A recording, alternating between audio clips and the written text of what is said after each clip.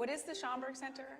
To me, it is home. The place where we come to see who we really are, not just somebody else's reflection of who we are. The Schomburg Center is a place of culture, it's a place of history, it's a place of knowledge. The Schomburg Center, to me, is a repository of all of the things that has documented our sense of worth as a people. For me, that means that it is a place of immense power. The Schomburg Center is a public research library and a cultural institution for the study of the Pan-African world. It is perhaps the best in the world. My Schomburg Center.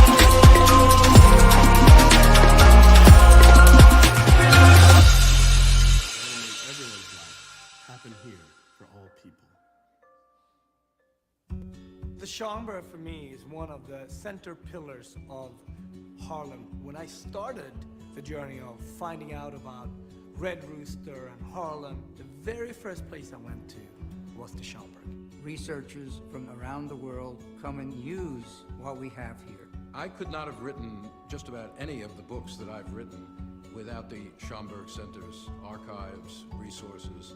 The Schomburg Center is much more than a library. We encourage lifelong learning and exploration.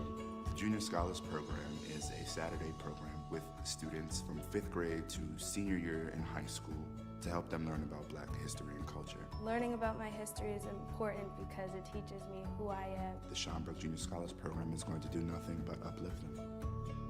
So many talented and brilliant people have walked the corridors of this amazing institution over the years.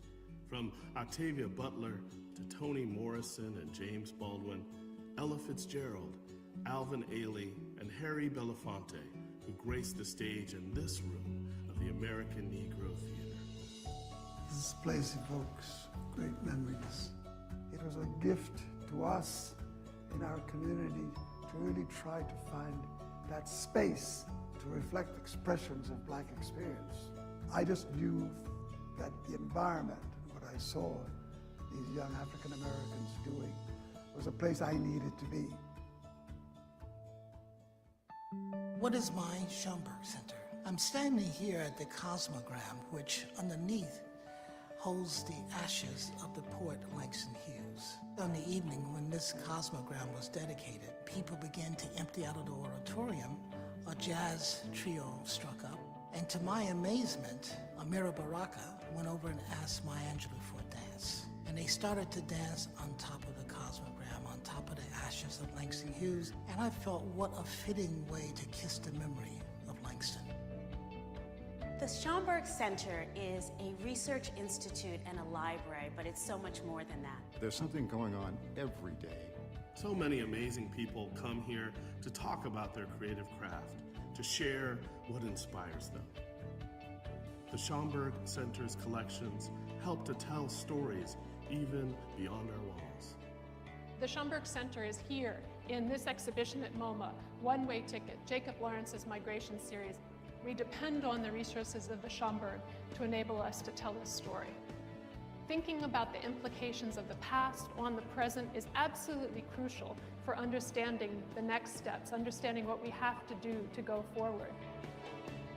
We today have the responsibility of making sure that new artists and activists, new scholars and poets know that this place continues to be a resource and a source of inspiration for the work that we must continue to do. The Schomburg Center is knowledge. The Schomburg Center, to me, is education. The Schomburg Center is home, it is family, it is foundational. The Schomburg Center is inspiration. The Schomburg is with me in everything that I do. Community, inside and out. The Schomburg Center is us. The Schomburg Center is you, and we invite each and every one of you to find your Schomburg Center.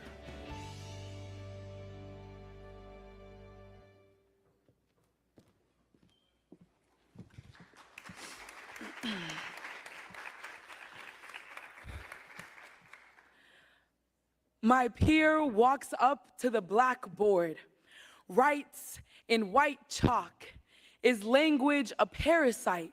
and asks our thoughts.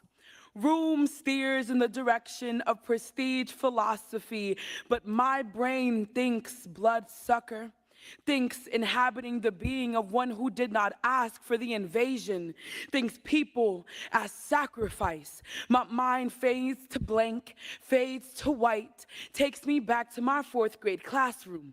Teacher who corrected the disobedient words of every student. "That ain't mine's. That isn't mine. Don't speak like that." Takes me back to how teachers was wildin', be telling us to speak a language that eats away at us and kills. Stay making us feel like we don't belong on the only land we've ever called home. Tied our tongues in a knot and demanded compliance. Ripped everything we've ever known out of our mouths, beat it into submission. My mind fades to blank, takes me to my block where we speak Black American corner store linguistics. Switch. How do you expect people to respect you when you speak like that? Switch. This is why they treat you like that. Switch. Made it seem like our words buried us in our own graves. My mind fades to blank, takes me to a Dominican hair salon, to the woman who scolded every ill-mannered, comb-breaking coil on my head, held on to her colonizer's language with confused pride, translated pelo malo into nappy-headed, called me both in the same lifetime. My mind fades to blank. It was the Parsley Massacre. White-armed Dominicans by order of a dictator hunting for blood took to the border of Haiti and DR.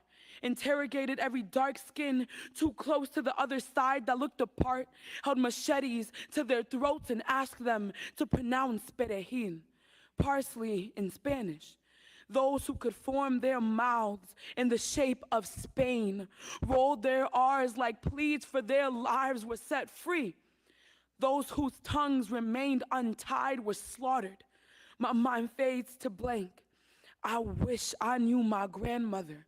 Dark skin, comb breaking too close to the other side. I spent years wondering why she could never claim being Haitian, or call herself negra with her head held up to cover on the other side of the border.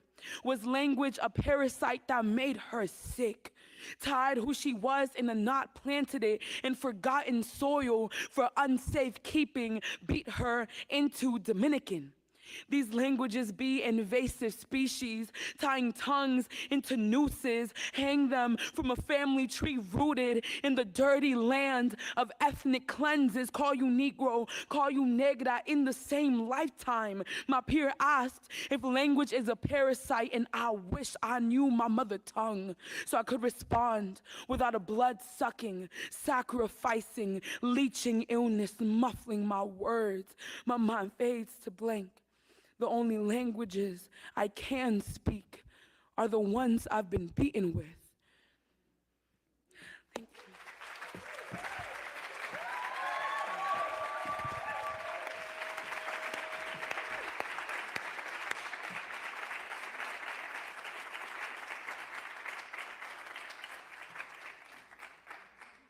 That was amazing.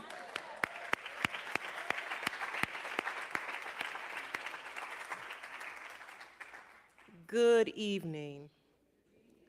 Come on, y'all. Good evening. There we go. Welcome to the Schomburg Center for Research in Black Culture. I want you to join me in thanking Ms. Stephanie Pacheco, who is the 2024 National Youth Poet Laureate of the United States.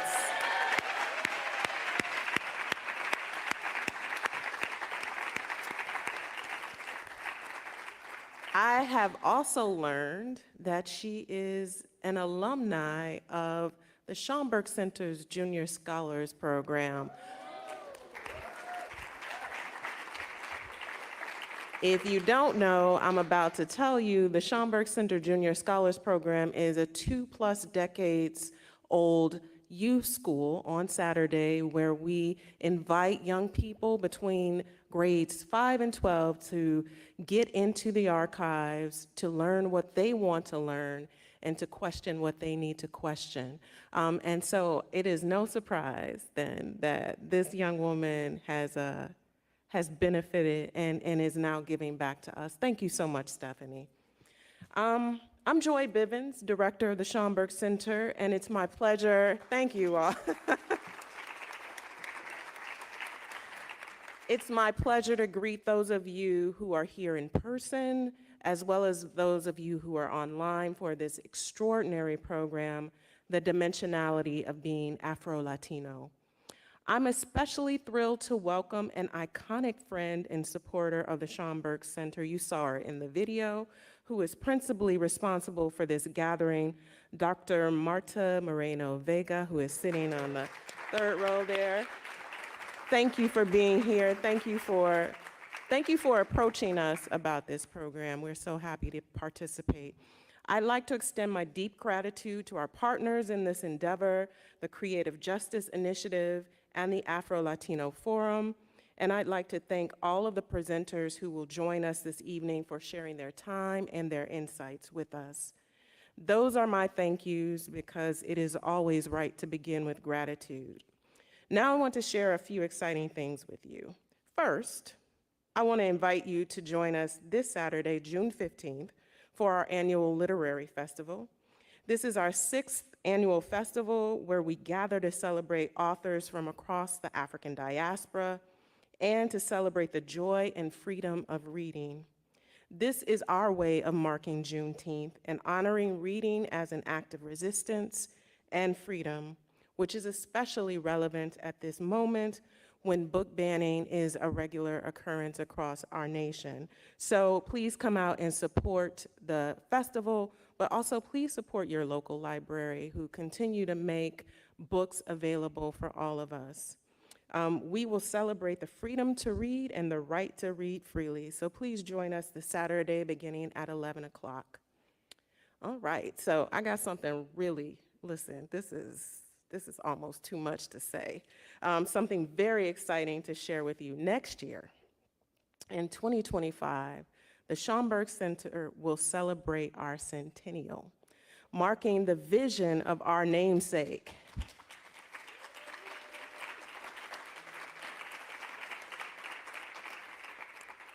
Afro-Puerto Rican scholar, bibliophile, and activist Arturo Alfonso Schomburg. From Mr. Schomburg's personal 10,000 item collection, our archive today holds over 11 million items, showcasing the depth and the richness of the global Black diaspora's histories and cultures. Our publicly accessible archive includes those papers, the papers of Arturo Schomburg, which were just digitized, so you can actually access those online, as well as the papers of scholars such as Miriam Jimenez Romano, whose papers we have just begun to process as part of our Next Century of Black Studies initiative. All this to say, Schomburg is still growing and still making visible the intellectual contributions and traditions of people of African descent. And I encourage you to stay tuned for more information about our celebration of 100 years of this work. Now I'm gonna switch gears a little bit. It's a lot, right? Before we begin this evening's program, I do want to ask a few favors of you. Please take this moment to silence all cell phone ringers. Please, no flash photography during this program and no filming here in the auditorium. Tonight's program is live streamed and recorded and will be available for your viewing pleasure on the Schomburg's YouTube channel in the coming days. Now, I have a couple of other things to share with you, and those have to do with 2 books of our guests this evening that can be found in the shop. American Negra by our moderator, Natasha Alford, and The Altar of My Soul by Dr. Marta Moreno Vega. Both of those can be purchased in the shop. And because, we like to do things big here at the Schomburg, we also want to invite the New York City Commissioner of Cultural Affairs, Lori Combo, to welcome us this evening. So please give it up for her, and then we'll go on with the program.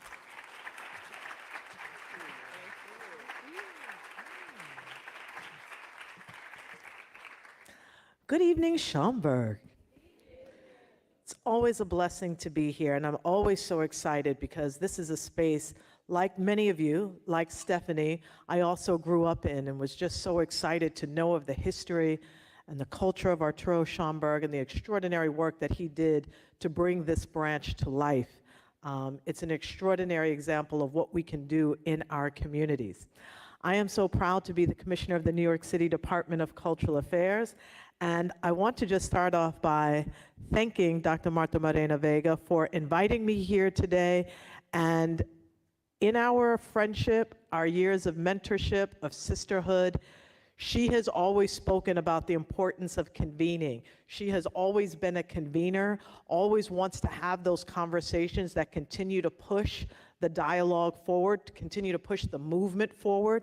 Sometimes these can be challenging conversations, often they are, but that's really the importance of what these spaces are designed for. So I thank you for not doing this on Zoom, for bringing us together in person, because we need to see one another. We need to feel the energy of one another. We need to look in the eyes of one another and to speak our truths and to discuss the really challenging issues of today. So I thank you for always being that convener, no matter how challenging it might be to get us all in a room together. You continue to do that, and I love you for it. Thank you. And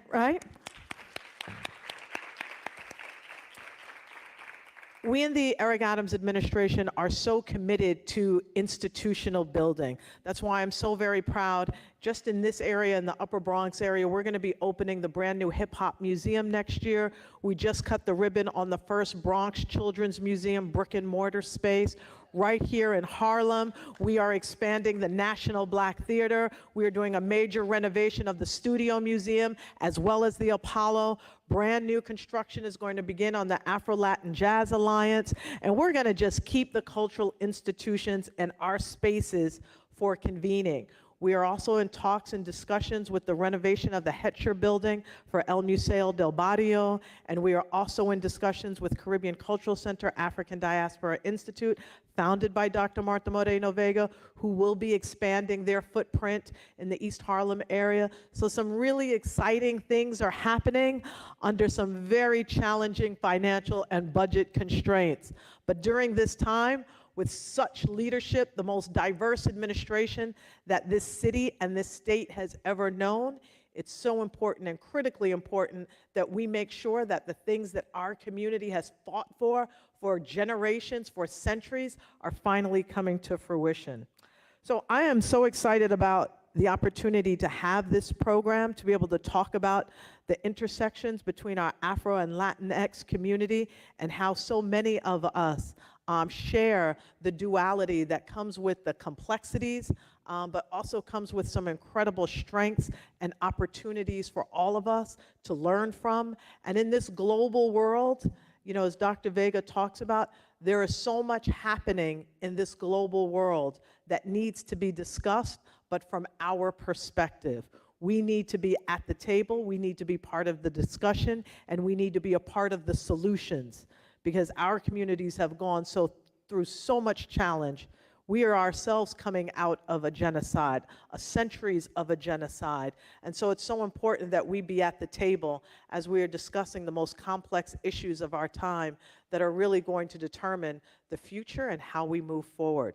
So without further ado, I want to thank everyone here at the Schaumburg. I want to thank Joy and all of the programs that Joy spoke about. We need to make sure that we support. We need to make sure that when Joy tells us about a program, that we are here en masse. When Joy's telling us about the Centennial, we are sharing it out with our communities. We need to make sure that at all times that the Schaumburg is well supported, well funded, and well attended. That's our duty as a community, to continue to pour into it, because if we do not do that, folks are going to say, you know, with the money and the resources, does the community really support this? So we need to make sure that we do that, and we need to make sure that we show up en masse at any time that Joy Bivens or our other leaders in our community call for us. So thank you all so much, and I hope you will buy the books that were suggested today as well. And I'm going to turn it back over for this incredible and extraordinary and important conversation. Thank you.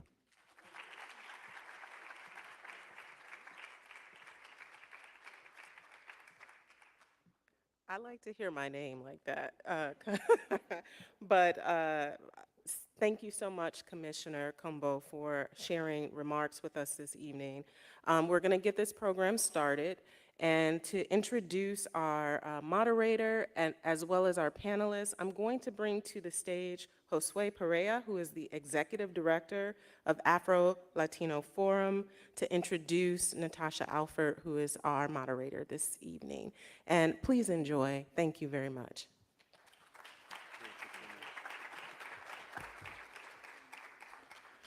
Thank you so much, everyone, and thank you for being here. I want to give a huge shout out to the Schomburg Center for hosting us. Let's give a round of applause to the Schomburg Center. And before we begin, and before I introduce Natasha, I just wanted to say some remarks about our event. But before that, I want to take a moment to remember our ancestors on whose shoulders we stand. For me, ancestors like Miriam Jimenez Roman, Juan Flores, and my own father, Flores Miro Pereira Renteria. These are just a few of the many people who have paved the way for us, and we are eternally grateful for their encouragement and leadership. Who are those ancestors for you? Who are the people on whose shoulder you're standing now? Maybe take a quick moment and remember some. Thank you. Throughout this year, we've partnered with the Creative Justice Initiative for a powerful series, Absolutamente Negro, Negra, Negrex. And these important conversations explored Afro-Latinidades and the issues affecting our community in the ongoing fight for Black liberation. We've learned so much: the necessity of education, of justice-driven laws, the importance of reproductive justice for our community, and how student activism really makes and brings about change.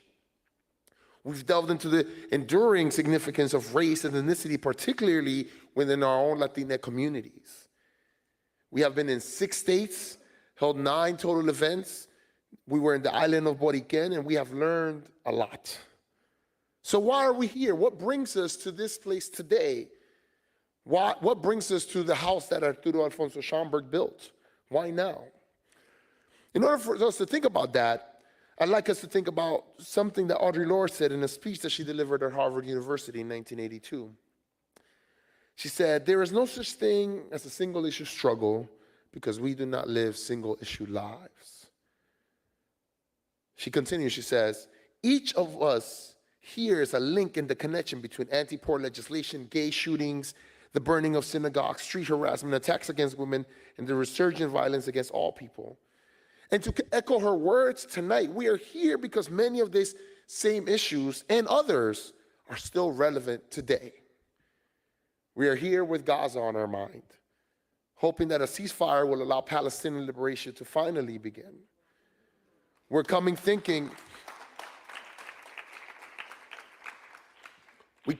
about our Afro-Latinx siblings in Haiti, who due to Western neocolonialism and imperialism struggle to be free, the free Black nation that Jean-Jacques Dessalines established them to be.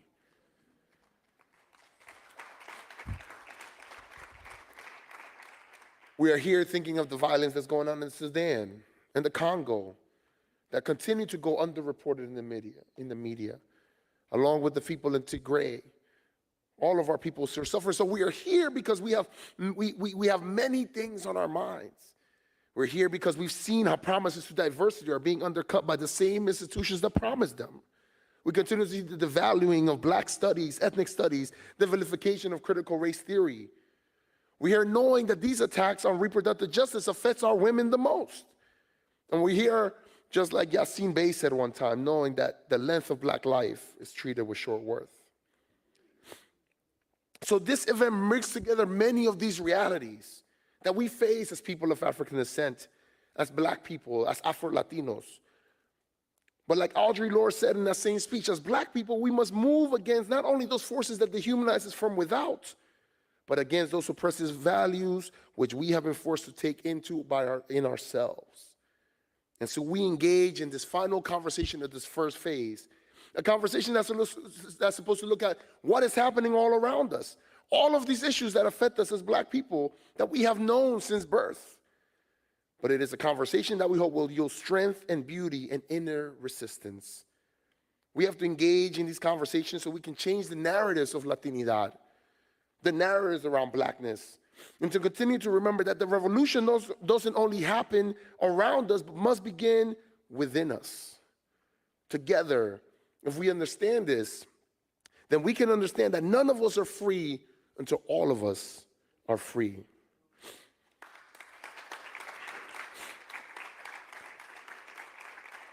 To echo Audre Lorde again, she says in that same speech, she says, we are not responsible for our oppression, but we as a community are responsible for our liberation.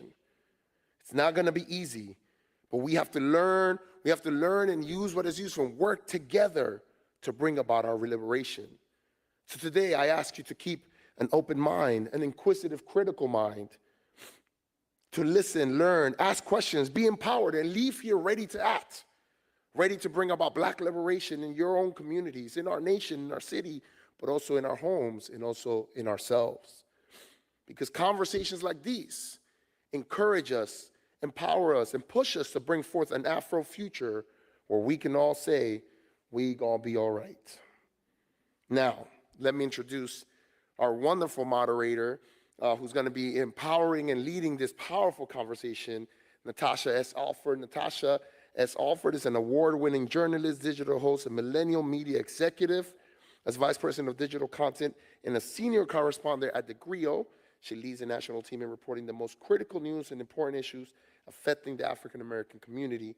Her work has appeared in the New York Times, The Guardian, Oprah Mag, and she's been a guest contributor on CNN, MSNBC, The Breakfast Club, and SiriusXM. Her book is signed, and you can get it in the bookstore. Let's give it up for Natasha Alford, everyone.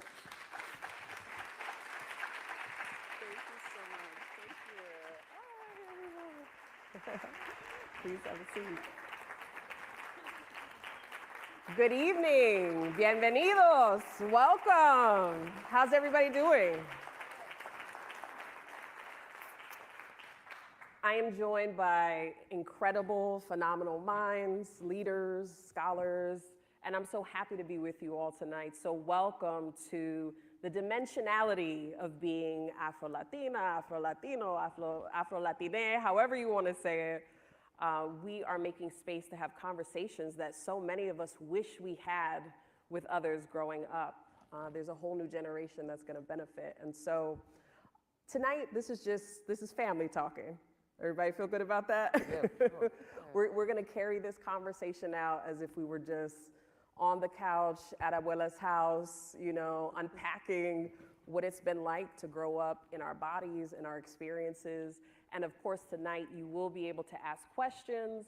So as you think about the panelists and things that resonate with you, feel free to write down your question, and we will make sure that you have some space for your question. I want to make sure I introduce the phenomenal panel who is with me tonight. So starting to my right, Melissa Valle, daughter of an island-born Boricua turned Jersey girl and an African-American Harlemite. She is the Mellon Assistant Professor in Global Racial Justice in both the Department of Sociology and Anthropology and the Department of Africana Studies at Rutgers University, Newark, and has a lot of degrees that I didn't list, but please welcome Melissa tonight.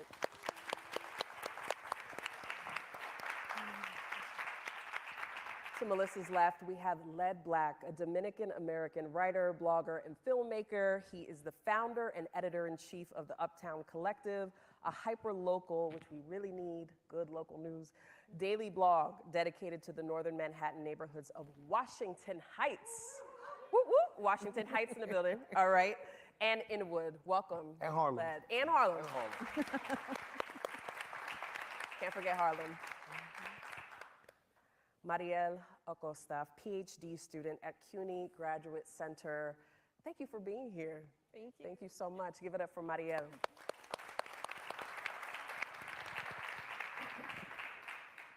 And last but not least, Beatriz Beckford. She's an artist, organizer, and strategist, and the National Director of Youth and Family Justice at Moms Rising Together. Thank you for being here, Beatriz.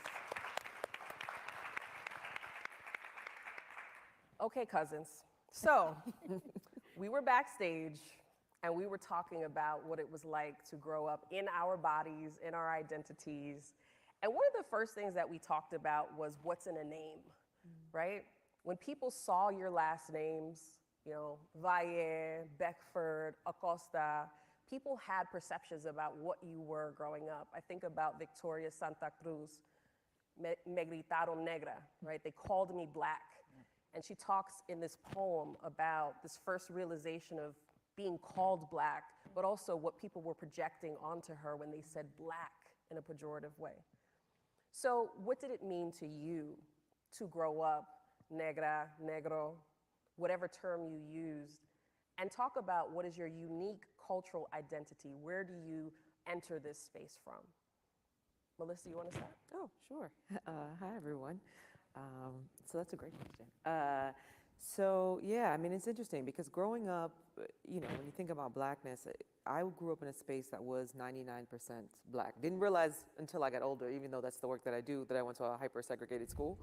Now I was like, oh wait, that's why everyone was black. But and didn't even think at the time though about the names until later on. I was like, oh, it was a very diasporic sort of school. I grew up in East Orange, New Jersey, and you know, we had people who were De Silva and Fong, and you know, really representing and Uke and Cisneros, and you know, and I was Valle, although at the time I wasn't Valle. At the time I had everyone call me Valley.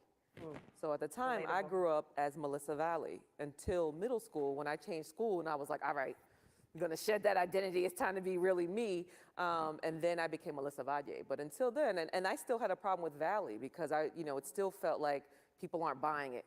Like, you know, like they know it's not Valley, but you know, and I couldn't embrace the Valle until later, not real, you know, because not wanting to be different.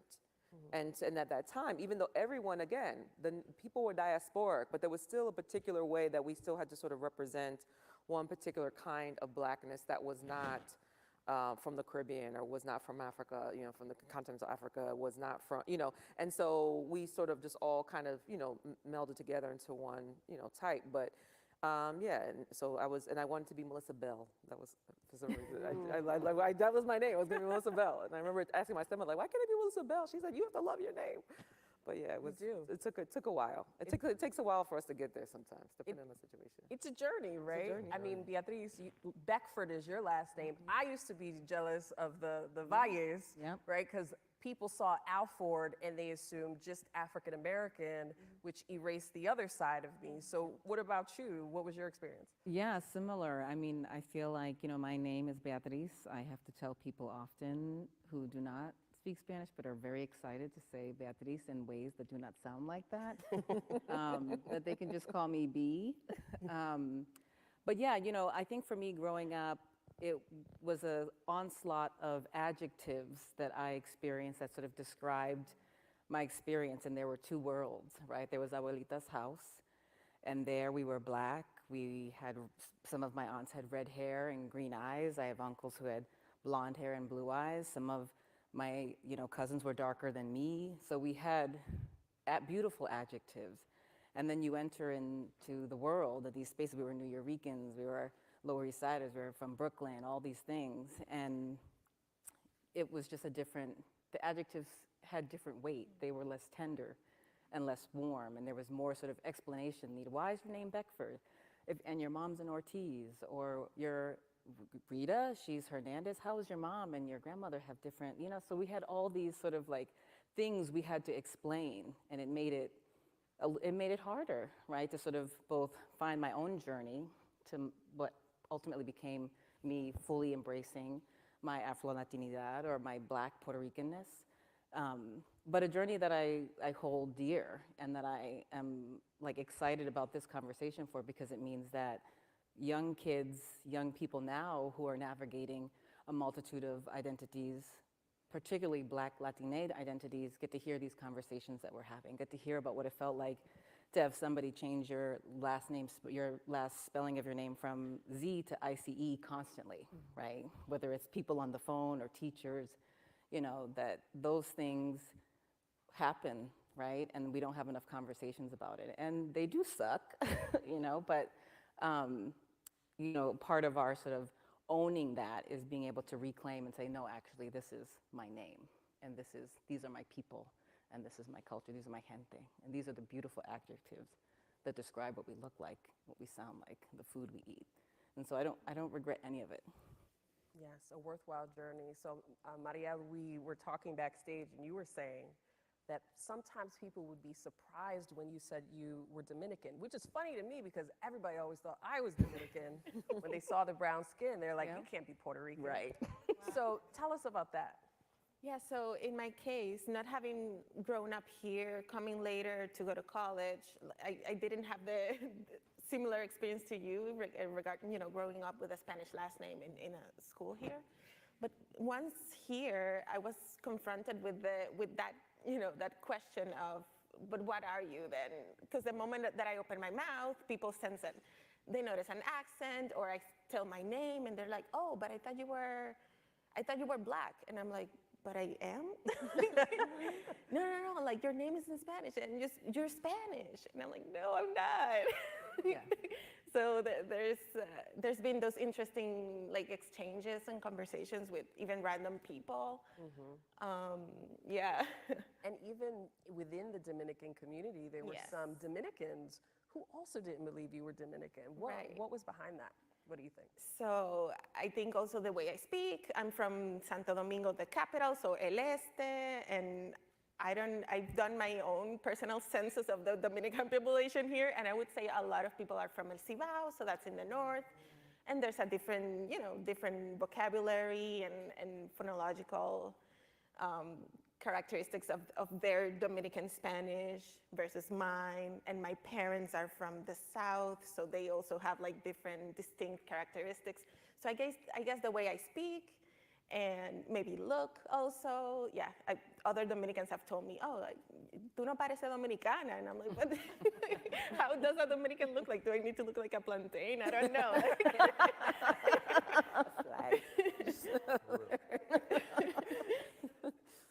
Len, what about you?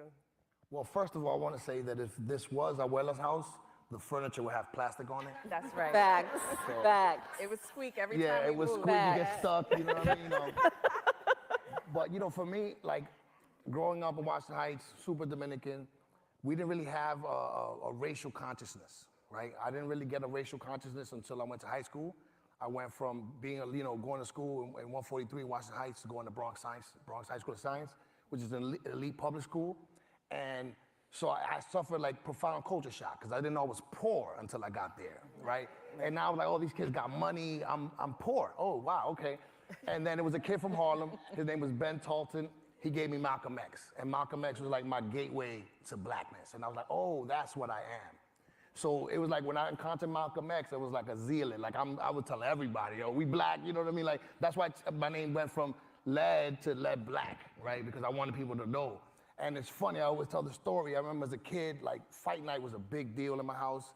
My dad and his friends would come, they would talk ish, drink, being very Dominican men, and I used to love that. But this was my Malcolm X phase, so, I'm not letting stuff slide no more. You know what I mean? So there's a guy there, right? He's, for all intents and purposes, a black man. He's a black man, you know what I mean? 6'4", dark-skinned, diesel. And it's so funny, his nickname, because he's so black, is Rubio, which means blondie, right? So we're watching the fight, and then Rubio keeps going, mira ese prieto, look at the black guy. And I'm like, wait a minute, the black guy is like several shades lighter than you, first of all.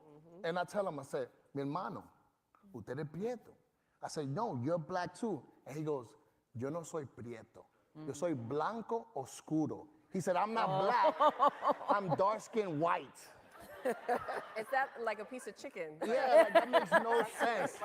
But the cognitive dissonance right there, I was like, oh, that's a real thing. Something that, like Du Bois says, the two consciousnesses, that's the same, it's similar, right? It's very similar. So let's talk about what's behind that. I know we got some scholars on stage. This is not by accident. But I think as Afro-Latino has become more mainstream, we're kind of stuck in two conversations. There's the I know Black conversation that people just, that they're stuck on thinking that Afro-Latinos just deny their Blackness. And then there's the we exist, please see us conversation. Right. Where does it come from, the distancing that we sometimes see? What is that about? And I know that, we're talking about a diaspora, so there are multiple countries with different unique histories, but from your studies and experiences and research, talk a little bit about where the distancing sometimes happens. I just want to say one thing. So there's a painting, a Brazilian painter called The Redemption of Ham, right? And the painting, so you see a Black woman holding her grandchild who's much lighter, and her daughter is lighter than her, and the kid is much lighter, and the husband is a white man. And that's the idea of bettering the race, right? And she's going like this. Yeah, she's going like this. So she is working, right? She went from a dark-skinned person, now her grandchild is almost white. And there's like, like it's funny, in America you have the one drop rule, one drop of Black blood and you're Black. In the Caribbean and Latin America, you have one drop of white blood and you white. You know what I'm saying? Like seriously, I have people that show you, they'll pull out the scroll, look at my white ancestor. Like the one white ancestor they have, they'll pull it out. You know what I'm saying? That mentality is so deeply rooted. And there was incentive to do that, right? Mejorando la raza. You could actually, through Gracias a Sacar in Puerto Rico, you could get like that stamp of approval that you are technically white, which came with all of those privileges. Melissa, you want to? Yeah, that's the important thing. Like people sort of act as if the choice, if we can even call it a choice, right? To say that I am not Black is something that people just wanted to do because it was just kind of like the fun in thing to do. It was like, this is not the Instagram era, right? Like people, there were actual functional, practical, material consequences to claiming Blackness as an identity. And so again, if we're talking about a system of enslavement, we're talking about colonialism, we're talking about these hierarchies of worth and value where Blackness is at the very bottom, right? And so people are saying, okay, how can I make it, and part of it is like we want to talk about it as we would today, but part of it is thinking, what does it mean to actually have your children be property, and figure out how can I manage to make sure that the next generation doesn't have this burden, is actually able to sort of have some kind of an improved quality of life. And so people are strategically trying to figure out how can we improve the conditions, of the generations to come. And that is, the whiteness certificates, like given by Spain were very much like, I can't get into college.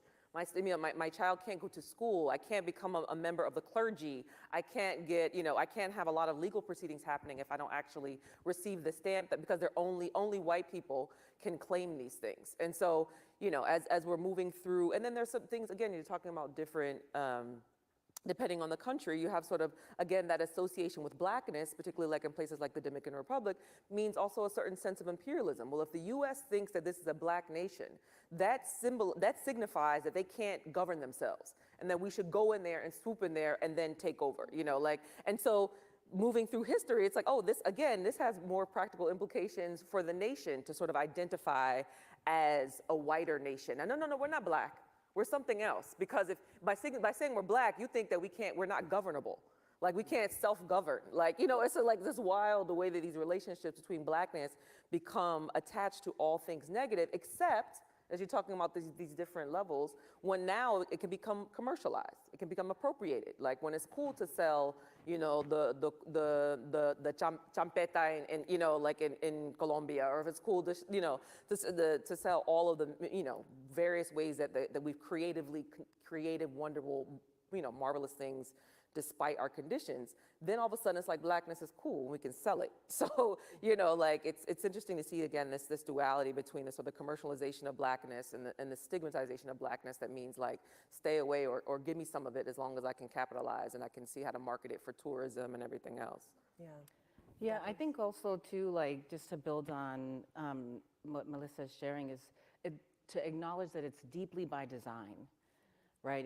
We're talking about enslavement, we're talking about chattel slavery, and following the Haitian Revolution, a real fear amongst white, plantation owners of uprisings that were very real and brooding, right? Culturally brooding.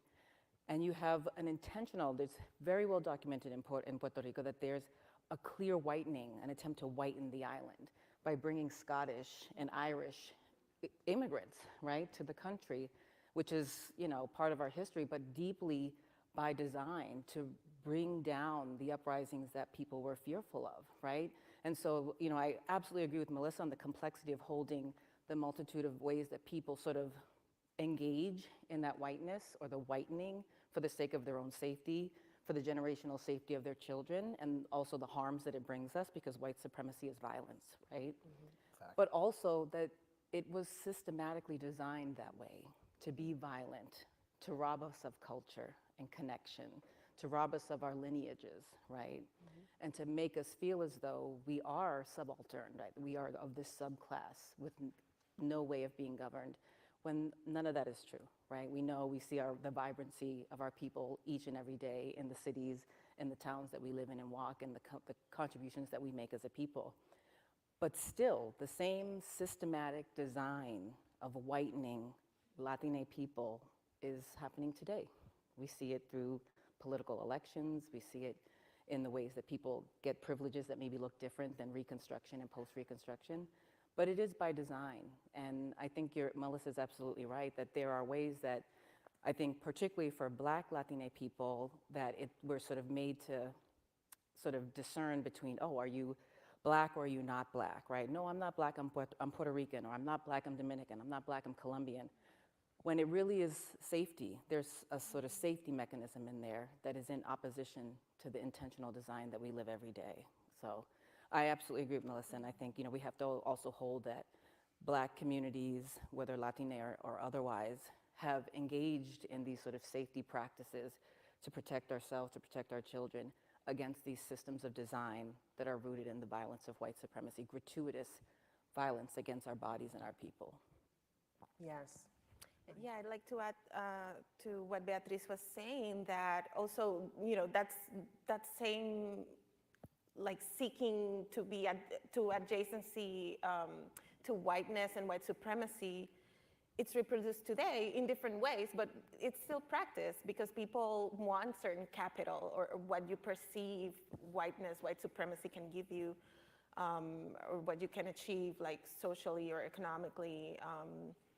So that, you know, those same patterns are still happening, are continuing to be reproduced, and you have people of color, Black people, Black Latina people doing things that you would think are countering their own benefit, or their own people's benefit, but it's because they're trying to seek whatever they perceive is, you know, power that is in a white supremacist system.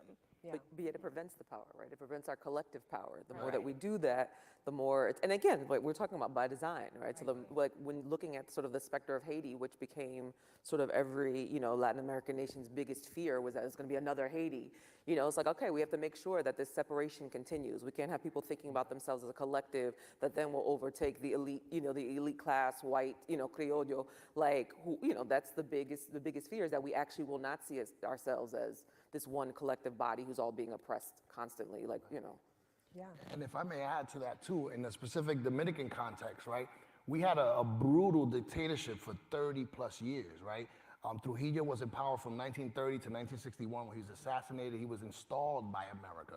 And Trujillo was a very funny Dominican in the sense that he was partially Haitian, right? But he instituted a massacre of Haitian people, you know, anywhere from $4,000 to $20,000, over 20,000 people over a weekend, right? But he also, his reign was absolute. At the time of Trujillo's reign, everyone had to have a thing in the house as, in this house, you know, is God and then Trujillo. Like, and he sold you, the company he made sold you those plaques that you had to have in your house. And again, he would put powder in his face. Any African expressions were very, very severely down pressed, and you couldn't have those kind of things. All those expressions of the African folklore that exists in the Dominican Republic, still exist in the Dominican Republic, were suppressed by Trujillo. So I think part of it is history, and like she said, the rulers want to keep us apart, right? They always want to keep us apart, so we don't see the commonality in our struggle. And it continues today, because right now in Puerto Rico, they're fighting for a law that prevents hair discrimination. So we see we have natural hair on stage, but there are certain schools and institutions that are telling Black Latinos that your hair is unprofessional, or they're framing it as a hygiene issue. That wearing your hair in locks or wearing your hair naturally, they're making it about hygiene, which is again deeply anti-Black, right? And so you have Black Puerto Ricans, Black people they're Dominicans that also live in Puerto Rico who are fighting for a law to protect themselves, and this is in 2024, right? So when we talk about connection and diaspora, I'm thinking of the Crown Act, you know, how similar our experiences are, and yet sometimes, you know, because of geography or even language, there's this barrier up when we're sharing a lot of these experiences. Let's talk about the resistance, though. In what ways have your cultures held on to their unique cultural traditions that are rooted in our African history? In what ways have you seen it celebrated or through protests and organizing? Because again, so much of the conversation tends to focus on the people who don't want to be Black at the expense of the people who know that they are Black and they're fighting for racial justice. Does anything come to mind from your own childhoods or just from your work? Well, I mean, what Led and I, what we were talking backstage about the Gaga parties resuming this summer in New York. Gaga is an Afro-Dominican religious, musical, like performance expression. It's part of our, exacto. So it's part of our folklore. We have Gaga parties in Dominican Republic around Semana Santa, the Holy Week. And here in New York, there's groups that also continue that tradition. Right. And we were just commenting, you brought up, you know, Gaga para el Pueblo, and I'm like, yeah, they started their season now in June. They go through the summer, you know, uptown. And then I mentioned how, you know, they keep practicing, of course, in Dominican Republic, in towns around Semana Santa. And despite the repression, like every time a Gaga group goes out and tries to do their party, the procession, the police comes and tries to repress it. But people keep doing it.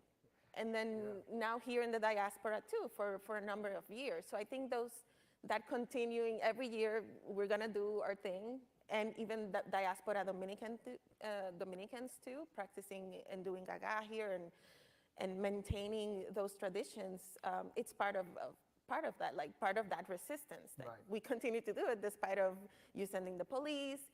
Dominicans in the diaspora continue to do it, to transmit that to our kids here that grow up not in the island.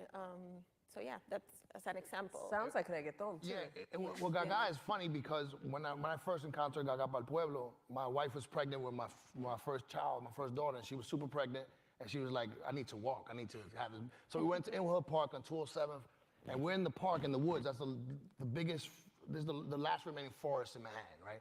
So we're in the woods and we hear drumming. And we're like, what's that drumming? Like, what's this? So we find, so it was Gaga para el Pueblo, and then what's amazing about them is that they're singing songs that they don't know what the words mean. So they kept it alive generation after generation, you know what I mean? And what's funny is sometimes some Dominicans might deny the Africanness, but if you play Gaga, everyone's gonna start moving, you know what I'm saying? Like, you can't help it, you know what I'm saying? So that's how we keep it alive. There's a lot of, like for example, my mom she didn't think about herself as an African person, right? But she conducts herself like an African person, meaning every Sunday people come to the house, everyone gets fed. Still to this day, my mother's 87 and she still cooks like 3 for whoever shows up, right? You don't got food, you come to my house and you eat. And that's how we do things. Even sometimes we may not know that that's what it is. That's what it is.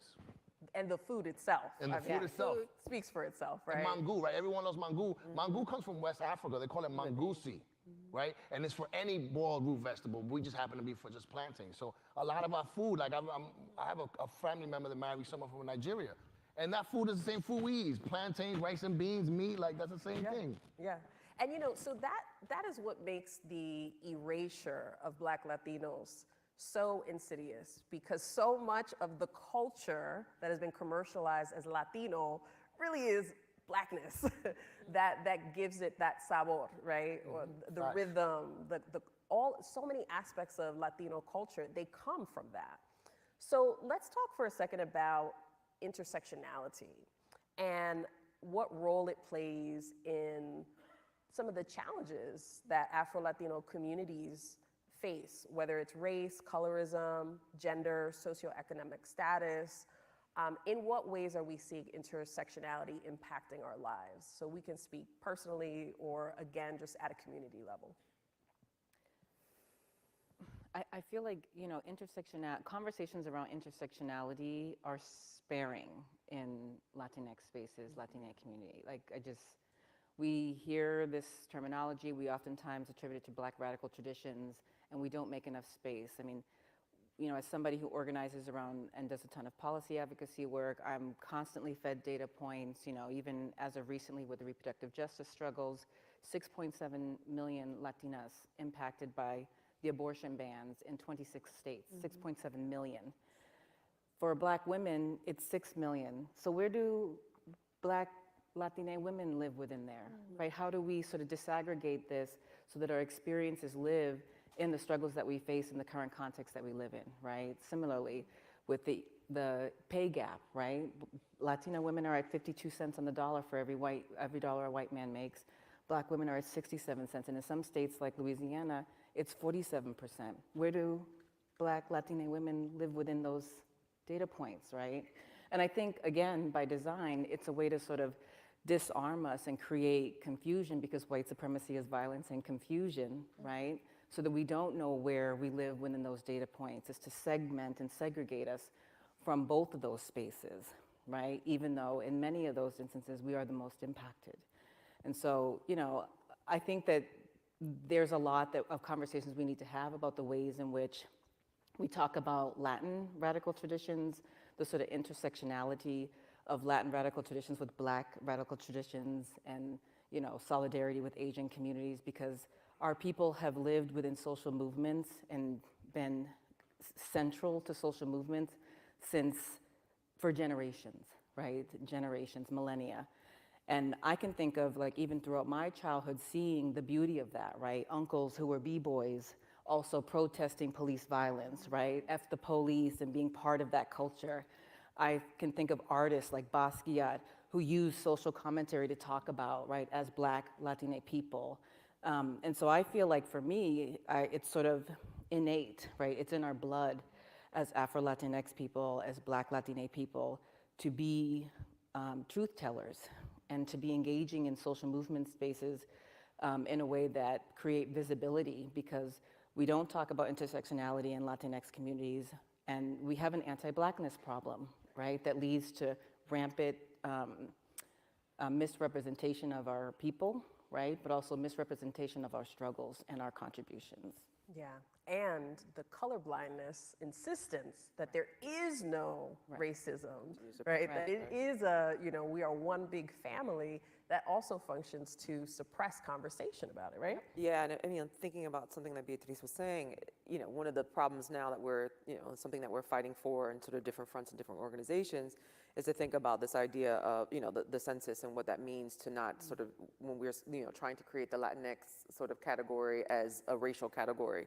And so we just want to put this out there, the problem with that in terms of saying that, that Latinx is a category without sort of disaggregating and saying, because the things that are happening at these multiple levels, we can't actually see, well, how are these things impacting people differently based upon how they're racialized, right? And how we're sort of looking in. So if we're talking about, and again, all the levels, right? So we're talking about, when it comes to socioeconomic levels, we're talking about any kind of violence.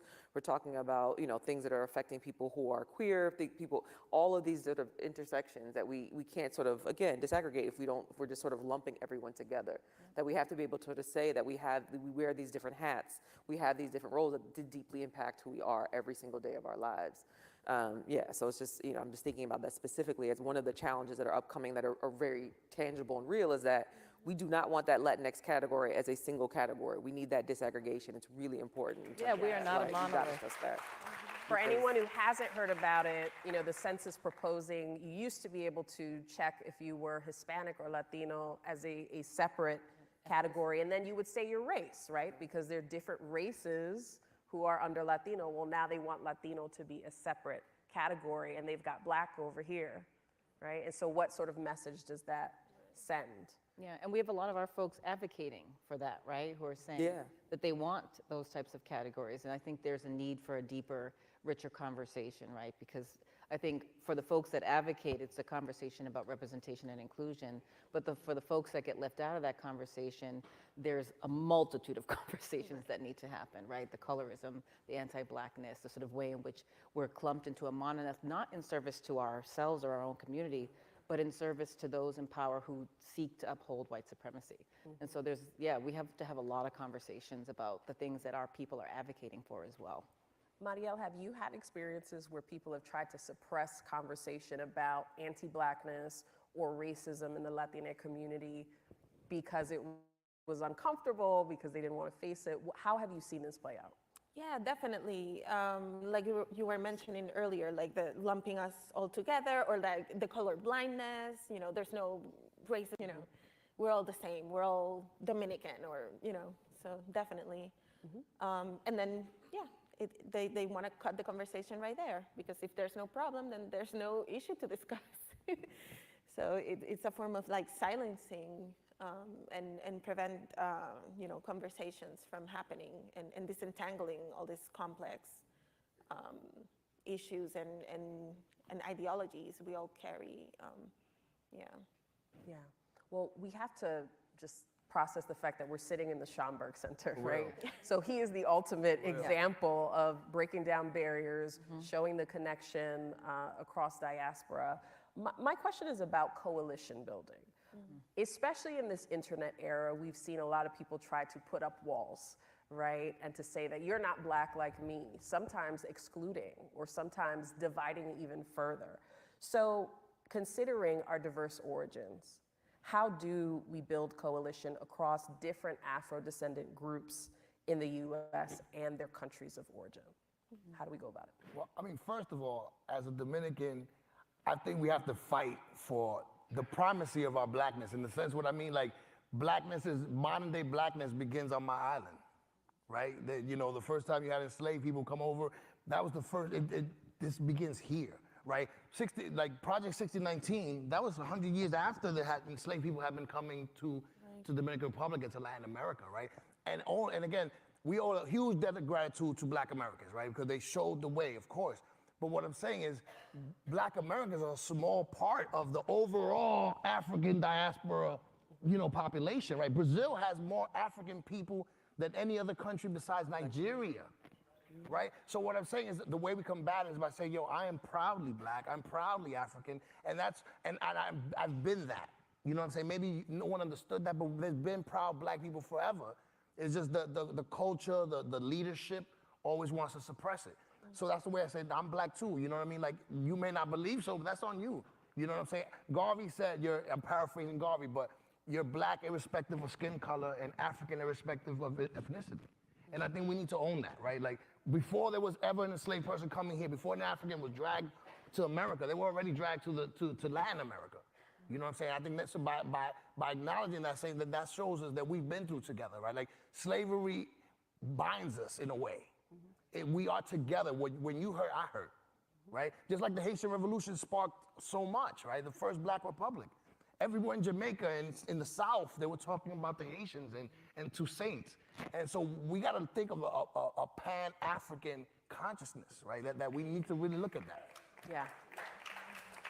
Melissa, any thoughts about how we actually build that? Because as Led is talking, I'm thinking of this study, you know, I was reading this study where it said that when young students in Puerto Rico are reading about history, they're taught, oh, you're Spanish, you're indigenous, and you're African, but the African section is this small compared to the other sections, and it's only about slavery and refers to Black people as just slaves. So these young children right now are only being told that that's your history, that's your only contribution.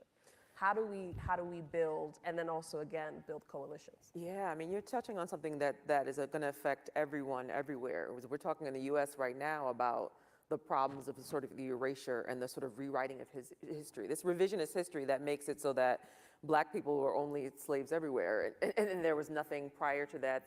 But also that enslaved history was not rich, right, which it was. You know, because part of it when people say, oh, we were this thing before we were kings and queens, all right, sure, but like, let's also talk about what that process was too, because that had value and that had, you know, we sustained something for hundreds of, you know, years. But thinking about it from a pedagogical sense, right, which means that we need to be, there are people who are sort of setting up curricula and around the diaspora, right? So you have within, thinking specifically of Colombia, where I'm you know, working on now, is that like, yeah, people are instituting sort of saying that there needs to be, you know, African, you know, Afro-descendant history built into the school curricula that expands and extends beyond, you know, that part of the history that talks about it, because this country wants to erase it and act like it didn't happen at all, which is, you know, so this is not something that's just specific to Latin America. This is happening in the United States as well. And so we need to figure out how to collectively recognize that we are, you know, that we have a linked fate, you know, like that we are, you know, you're talking about this like Pan-African history, which was something that we have moved away from. Like, you know, the folks that were around in the 60s, and y'all talk about that all the time, right? There was a moment when Pan-African was the move, right? Like when Pan-African was like sort of the way to look at the world, understand that there was a third world movement happening, that there was, you know, people were thinking about the global South and thinking about the way that, you know, that the European powers were collectively having their, you know, proverbial, you know, boots on everyone's neck. And so to sort of recognize that that's still happening right now, that that's happened historically, sort of think about it from, you know, how to sort of institute, you know, the educational component for young people, because, you know, they say this, and this is a quote that, you know, some people say may have not happened, but the idea that you know, in Israel, they like to say that the old will die and the young, you know, the young will forget and the old will die, you know, this idea that, you know, if you don't actually sort of instill this history, people act like you never existed, which is what we see, you know, and that was some of the things that I'm always sort of surprised at when I was in Palestine, you know, in 2015, was looking at this erasure. And the first thing I thought was like, wow, they can erase you and act like you were never here. And now we're seeing right now, as we're talking about these curricula in the South, and they're talking about involuntary, what are they talking about in the Texas, like, you know, school books, like the textbooks, like involuntary, transnational, something, I'm like, slavery? Like, what are y'all talking about? Like, is that the word y'all don't want to say?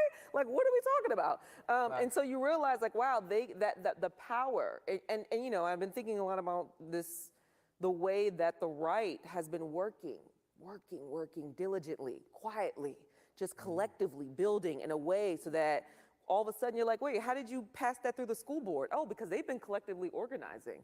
Like, and just making sure that now the whole school board looks like them and represents their ideas. And now all of a sudden, you know, like, I just read something today that they're gonna ban a book on book bans in Florida. Like, what? They say because it causes too much, it's stirring up too much sort of revolutionary sort of ideas.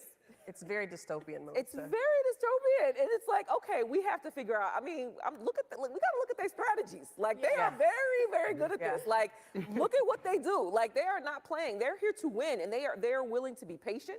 They're willing to sort of chip away, and it's like, okay, we might have to move a little bit more stealthily and collectively, and just you know, figure out how to change institution building, right? Because Pierce and I were talking about it backstage about Project 2025, right?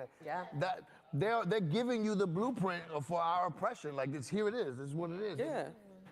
And a huge part of Project 2025 is media. So they definitely want to defund PBS, right? They want to say that basically, you know, executive branches of government don't have an obligation to have pressers and share information. Let's talk about the media for a second. We can speak personally, so I want you to each speak about this personally, growing up Afro-Latine, and how the media impacted your self-perception and perception of your community. And then we can talk about it, you know, from a coalition building perspective, because Marcus Garvey had Negro World, and there was a Spanish language column written by an Afro-Latino in Negro World. So they were breaking down those barriers. But what role has the media played in your experience as an Afro-Latina person? I think about like my childhood. Part of even how I learned Spanish, aside from Abuela not speaking English, was like Sundays with her feeding 1 million parakeets and cleaning, and like both spiritually and like almost incestuously the house, and Sábado Gigante on the television. And You know, I loved Sábado Gigante. Like, I rocked with Sábado Gigante as a kid. And some of it I understood, some of it I didn't understand, but I never saw anybody that looked like me. Yeah. I didn't even see people who looked like people in my family on Sábado Gigante, you know? And I think with a lot of the sort of Spanish media that I was exposed to as a kid, I didn't see people that looked like me. And I honestly didn't start to see, you know, Black, Latina people until I was well into my adulthood. And I think there's a lot of people whose childhoods are like that, you know, where your sort of early exposure to, you know, Latina people in the media and on television or in magazines was, you know, people who were replicating whiteness, right? Blonde, like bleach blonde hair and powdered down in the face. And there's just so much you lose in that because there was so much vibrancy that existed in our house. That existed. My grandmother did not look like that, you know, and she was my world.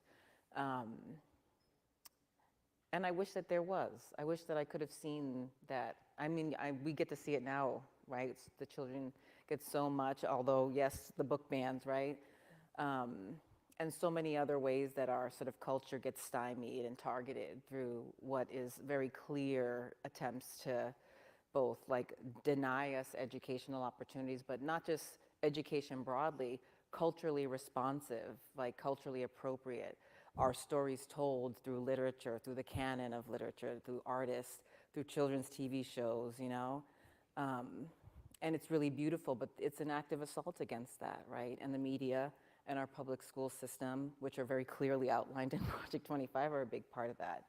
And so, yeah, I have fond memories of it being part of our household, the sort of sounds and the scents and the things that I remember, but also feeling that there was something about me that was missing in it. Maria, what was your experience?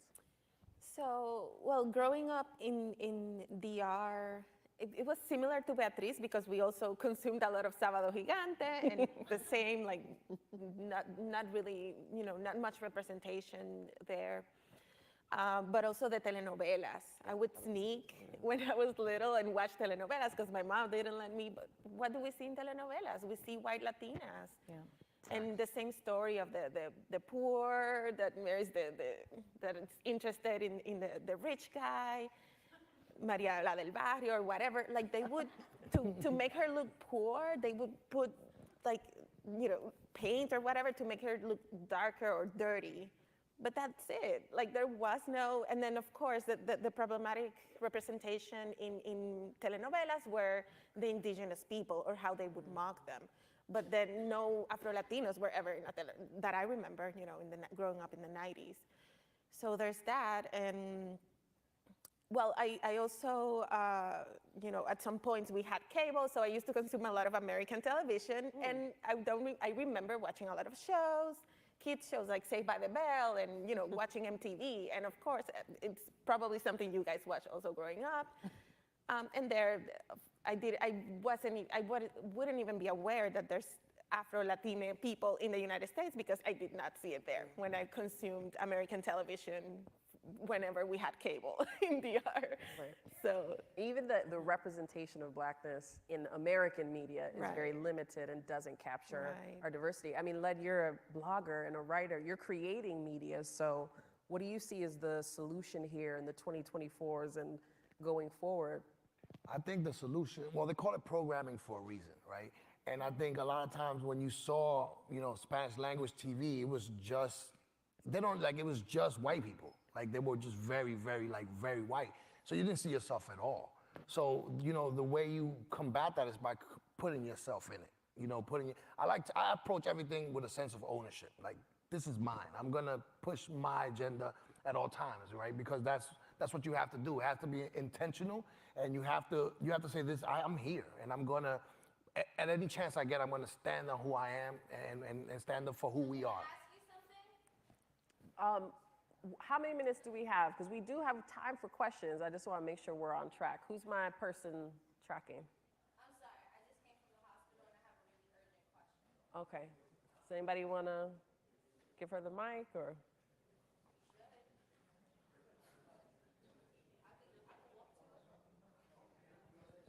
Who's my person? Who's my person in the field managing the mics? Okay. All right. Can somebody give me the time? Somebody give me the time? Okay. Right. Okay. All right, I'm not sure if we should give her the mic. I'm sorry. I don't think that's a good choice. I'm sorry. You can wait. Yeah, you can wait. Okay. No. Okay. All right. Okay. All right. So something I do want to talk about. So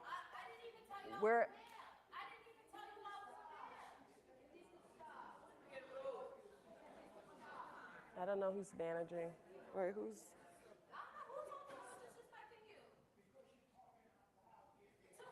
We're filming, so you probably. What is happening? This is a first for me. Yes. I would. Well, you don't even need the mic. Just talk. Just ask the question already. Our panelists. We hear you. We would. Okay. So we're safely. What do you think's gonna happen? Who's in charge? Who's in charge? Okay. Okay. Okay. What? Okay. Okay. No, somebody Okay. got it. Okay. All right. All right. All right. All right. Do we need to exit? Yeah, I don't know. We're We're talking talking about about bags. and stuff. No, we okay. She has something in the bag, but only We're to hurt fine. herself. What are you talking about? Yeah. Okay.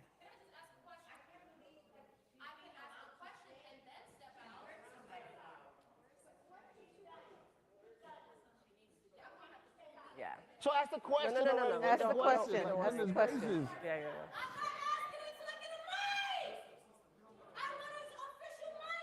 Can somebody please pause it? Wow, this is wild.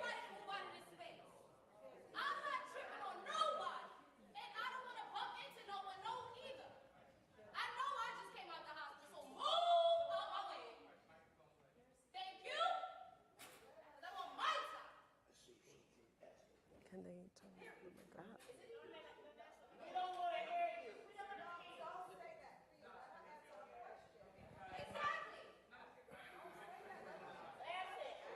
You want to play games?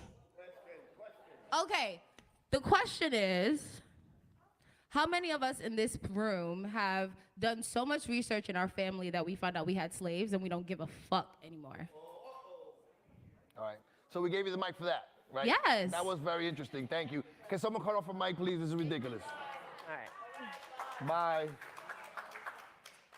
So I wanna thank you all for being patient.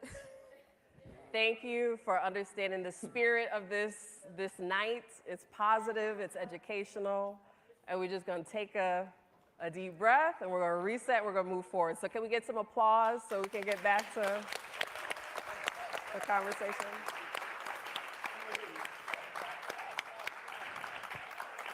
I appreciate you all exercising community patience so that way we could handle that properly. All right, so we talked about a lot of things. We talked about media, we talked about our personal experience, we talked about building coalition, which is hard sometimes, right? Community, Right, slavery. as we see. We're gonna move on from slavery. We don't wanna talk about that. I wanna go bigger than the United States or even just our individual countries. We know that there are a lot of college and university students around the nation who've been raising their voices and taking action to voice disagreement with US foreign policy as it relates to the Israel-Palestinian conflict in Gaza. And I wanna ask about what it means to be, quote, at the edge of each other's battles. That's a phrase that Centro, the Center for Puerto Rican Studies, has used. What does it mean to be in solidarity with others? Why is it something that we think is actually touching so many young people? And what does it mean for our individual countries and islands? I know in Puerto Rico, there's lots of conversation about colonialism and people coming in, buying up houses and doing Airbnb, so that a lot of the people who lived on the island forever, they can't even afford to live in their neighborhoods anymore, right? So this is transnational when we talk about these connections. If you could just reflect reflect on bigger than us, bigger than our individual islands and homes? I mean, all of us oppressed people, are experiencing the oppression in different ways, and what's happening to them in Palestine is can happen to us, or it has already happened to us. Right. The police, IDF trains with NYPD and vice versa, and it's also it reminds me of what you were talking about, Melissa, or of people in the 60s having that Pan-Africanist philosophy in praxis very present. And today, not only we should invoke that again, but also internationalism. I should care what's happening over there. And not only because it may, or it already affects us, or it will affect us, but because we care, we should care. Right. We share the planet. It's not only a human rights, situation that's happening. There is ecocide. It's a lot of different things that, that stem also from colonialism, neocolonialism, and the same actors all the time, like the same empires. Right. So yeah. So solidarity is like the only way forward, right? If you look at what's happening in Gaza right now is what's coming here, right? If you look at, there's a cop city being built in Atlanta and one in Queens. And right? in Yonkers. And, you know what I mean? Right so here. so the forces are coalescing. We should be doing the same. Thank you. I feel like, I hear so many I've been an organizer and leading campaigns for over 20 years now. I'm not that old, y'all, but over 20 years. And New York was my first political home, right? I'm talking Malcolm X grassroots movement, Cop Watch, Black and brown organizers. I'm talking Puerto Rican nationalist youth being, developed by some of those young people organizing all over the city around our political prisoners. And I think what the conflict, what the genocide in Palestine brings me to is that solidarity is not enough. That we have to be organizing, that we have to take the risks to have the important conversations, because that's how coalitions are built.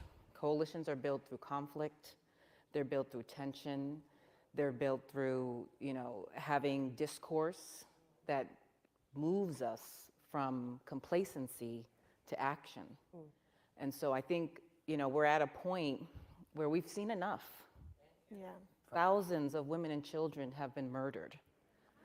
And this is no longer about hostages. This is about genociding an entire people. And so if we really want to build the type of global coalition, right, global struggle that resists oppression, that fights imperialism, that smashes colonialism, and dismantles this toxic racial caste system, this racial capitalism that we live in, we have to organize. And organizing is hard work. It's not comfortable. Facts. And it requires all of us. And I think it's not enough to post on social media. It's not enough to, talk to your homie or wear the kufi. It's not enough to do that. It's not. We have to be organizing. And that's why I love the brilliance of the student organizers who are taking risks on campus every single day. They are putting their futures on the line to end the genocide of a people, right? These are students whose degrees are being held from the University of Chicago is now withholding student degrees.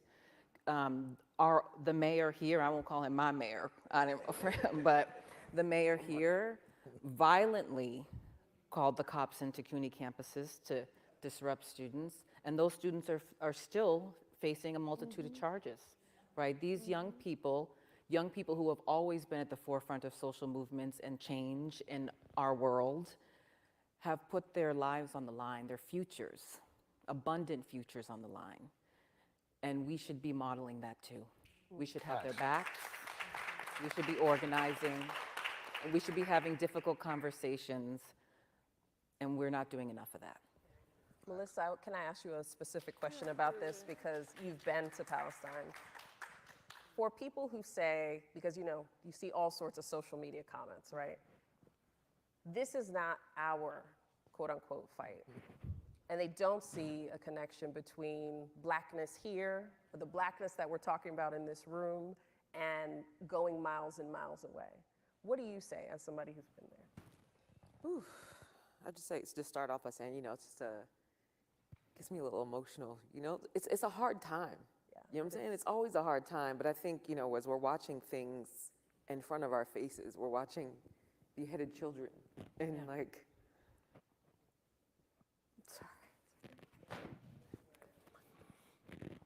we're paying for it. We're paying for it. We're financing this. We're actually doing this. It's just sort of like, and let's be clear, there are Black people everywhere, right? There are Black people in Palestine. There are Black people, right? There are, and even though that isn't necessarily, I not let people feel how they want to, some people need to know that connection exists in order to feel the connection.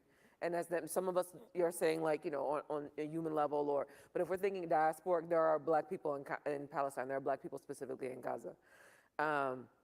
There's a long history there in terms of the Afro-Palestinian community. But so there's a way that right now people are saying that that colonized people are seeing themselves in Palestinians right now, all colonized people. Right, and we're all colonized people that are watching and saying, you're saying, it's happening to them, it could happen to us, it has happened to us, it's going to keep happening to us, that the police, the sort of surveillance mechanisms, the policing, the murder, the genocide, that these things are just sort of a matter of time. And that, that during, that there were moments during Ferguson when, for example, when the uprising where Palestinian, were through social media, were sending listen, when you're getting tear gas, this is what you do. This is, that people also were, in a similar way that one of the reasons that the world erupted in 2020 following the uprisings here, and again, prior to that in Ferguson, was because people again saw our struggle similarly. They see the struggle that looking at African Americans and people of African descent in this country struggle, they recognize, us as colonized sort of people, in their spaces as well. And they're and all of a sudden you're seeing the roads must fall, such sort of thing, sort of protests in South Africa happening at the same time in the educational institutions. And so there's just a way that, it's just a horrific thing to witness, and that we can't turn a blind eye to, but that there's also a way that right now to see that the collective work, I know let's say for my campus in Newark, and I want to big up the Newark Solidarity Coalition, who were just forced to decamp this weekend. And it was a sort of a, in this, but the Newark Solidarity Coalition was a group of people who are coming from the city of Newark, so Newark residents, working on issues around water. Right, so when we're looking at the issues around water in Palestine and the way that Palestinians are prevented from having water by this really forces and who sort of control everything, that people recognize, we're talking about Flint, when we're talking about Newark, and all these sort of the toxic water that our communities are, as we talk about ecocide and we talk about sort of, that there are these connections that we all sort of see, these remnants because of the sort of, the systems of power that are sort of deeming us unworthy to live. Right, that we don't deserve to be here, none of us. And so they're going to keep sort of fighting, against us. And I'm just, marveling at the way that people are pushing back. And like I said, in Newark, the reason that they were refusing to decamp was sort of saying that we have particular, sort of goals that are about boycott, divesting, and sanctions, which is, again, as we talk about real practical things that we all need to be doing in terms of really moving things over, is pushing forward the BDS movement. People talk about nonviolent. That is a nonviolent movement, but then everyone has a problem with it too.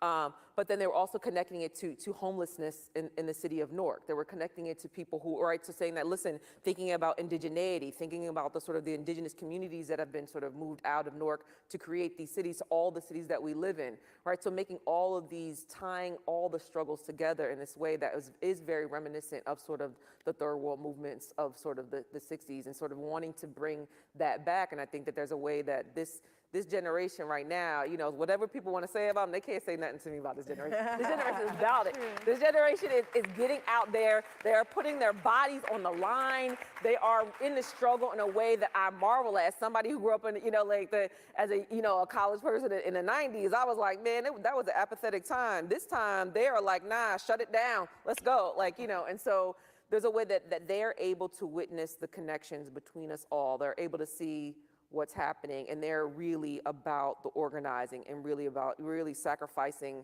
themselves, you know, in a way that I marvel at. And it gives me hope. And it's such a time of darkness, honestly, watching folks be out there, watching them camp, watching them go through so much is just like, it's something that at least the small nugget of hope that sort of we can kind of take with us is by looking at it to say like, oh no, we're gonna be all right. Yeah. You know, that like, word connection is powerful, and I think that's what brings this whole conversation together. That we are connected. Thanks for going big picture with me. I want to end the conversation here. There's an election coming up. Many of us are parents. I think all of us are parents. What is our hope for the Afro-Latino communities? Because there are many of us. What is your hope for Afro-Latinos for the next generation to come? We've witnessed a lot of change. As you said, we've been on all these journeys to find ourselves, to find our community, to fight for racial justice.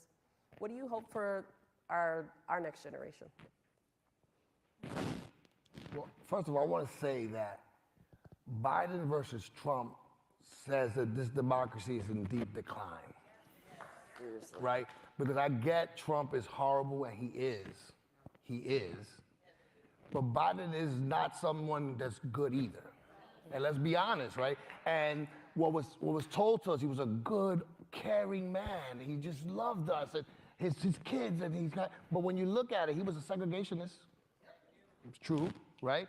He still refers to abortion as that bodily autonomy thing, right? And it's not a joke, right? Because abortion it might be, if Trump comes to power, abortion might be federally illegal in this country, right?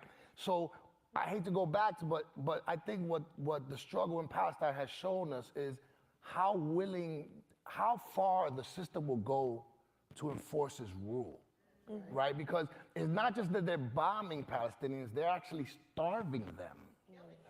They can't go to fish in the water, right? So it shows you how much control the system has of all of us.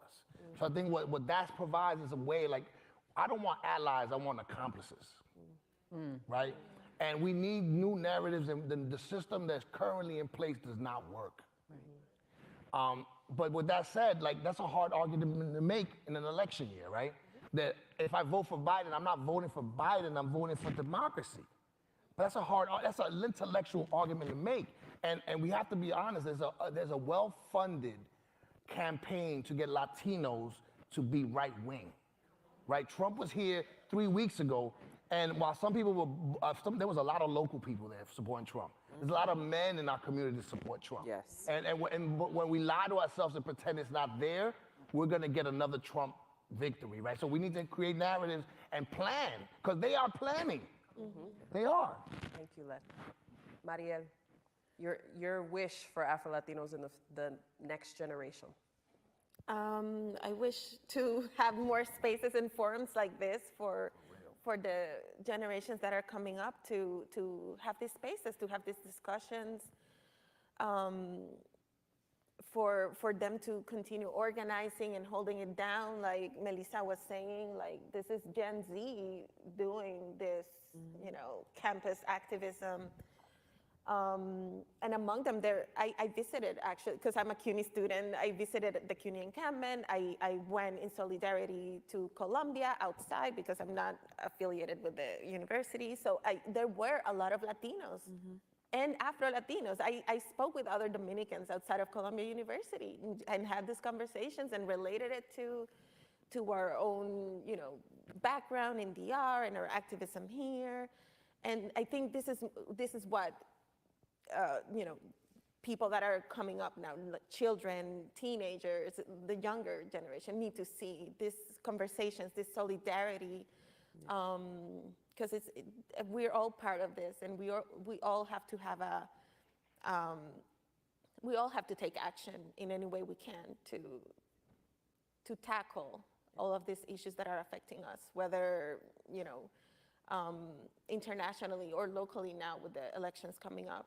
So more importantly, I want more of this, more spaces to have this, more forums to have these important conversations, and for children to see, us, to see this representation. You made me think, as Afro-Latinos, we have a lot to be proud of.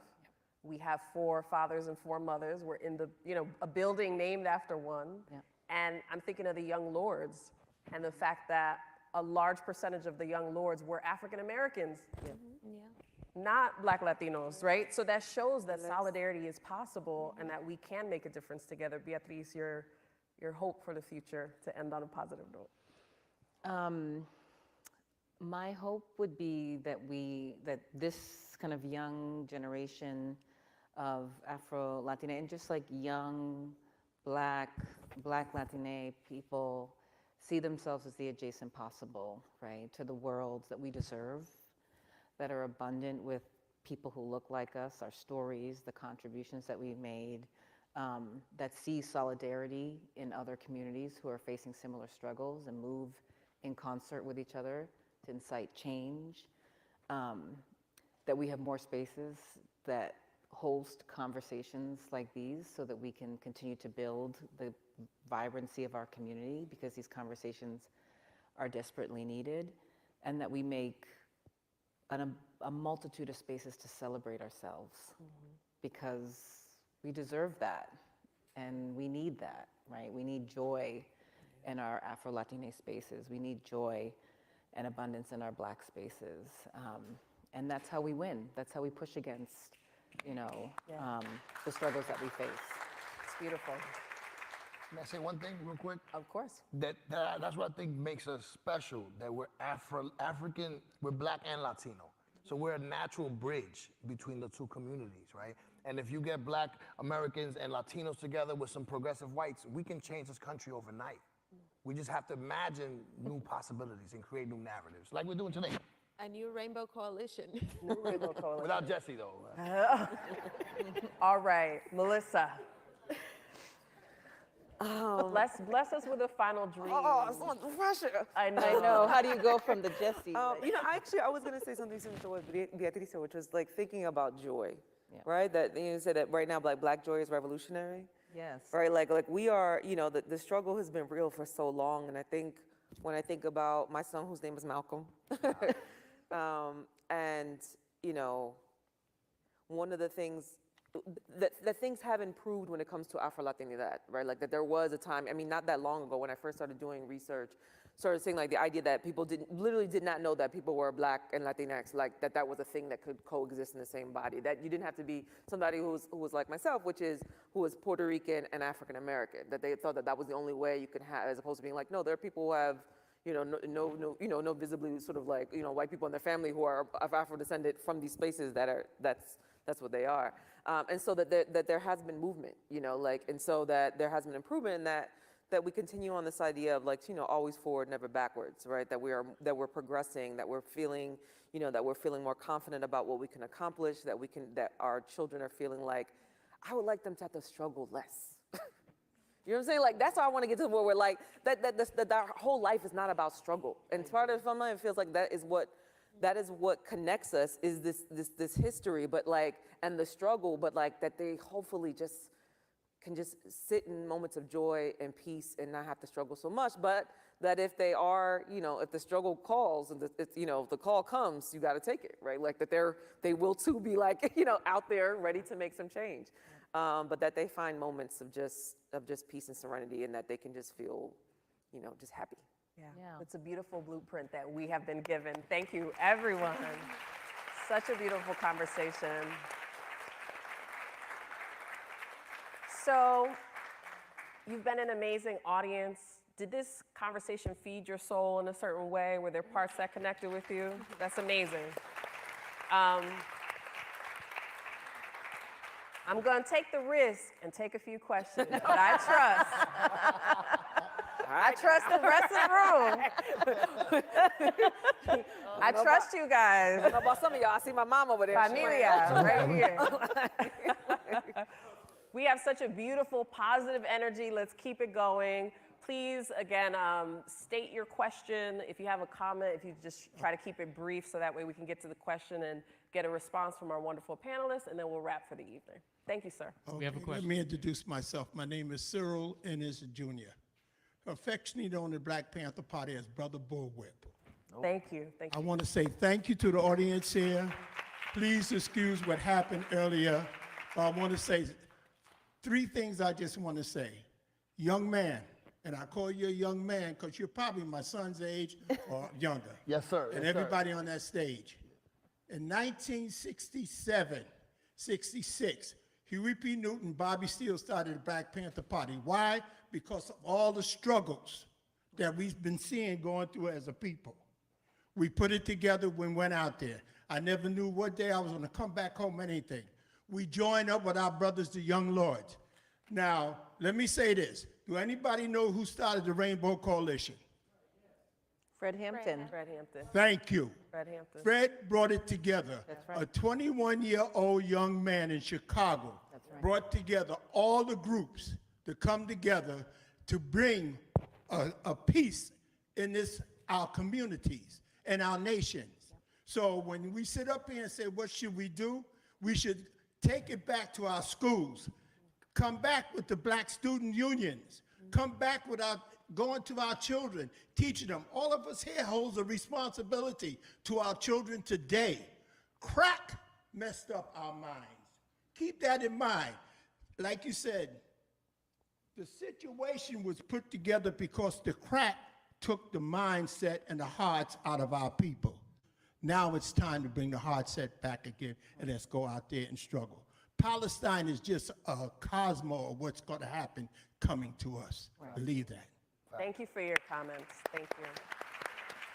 Do we have a question? All right, great. Go ahead and Hi. introduce yourself and share your question. Thank you. Hi, my name is Zisa Aziza. This was really wonderful. It's really cold in here. I love it.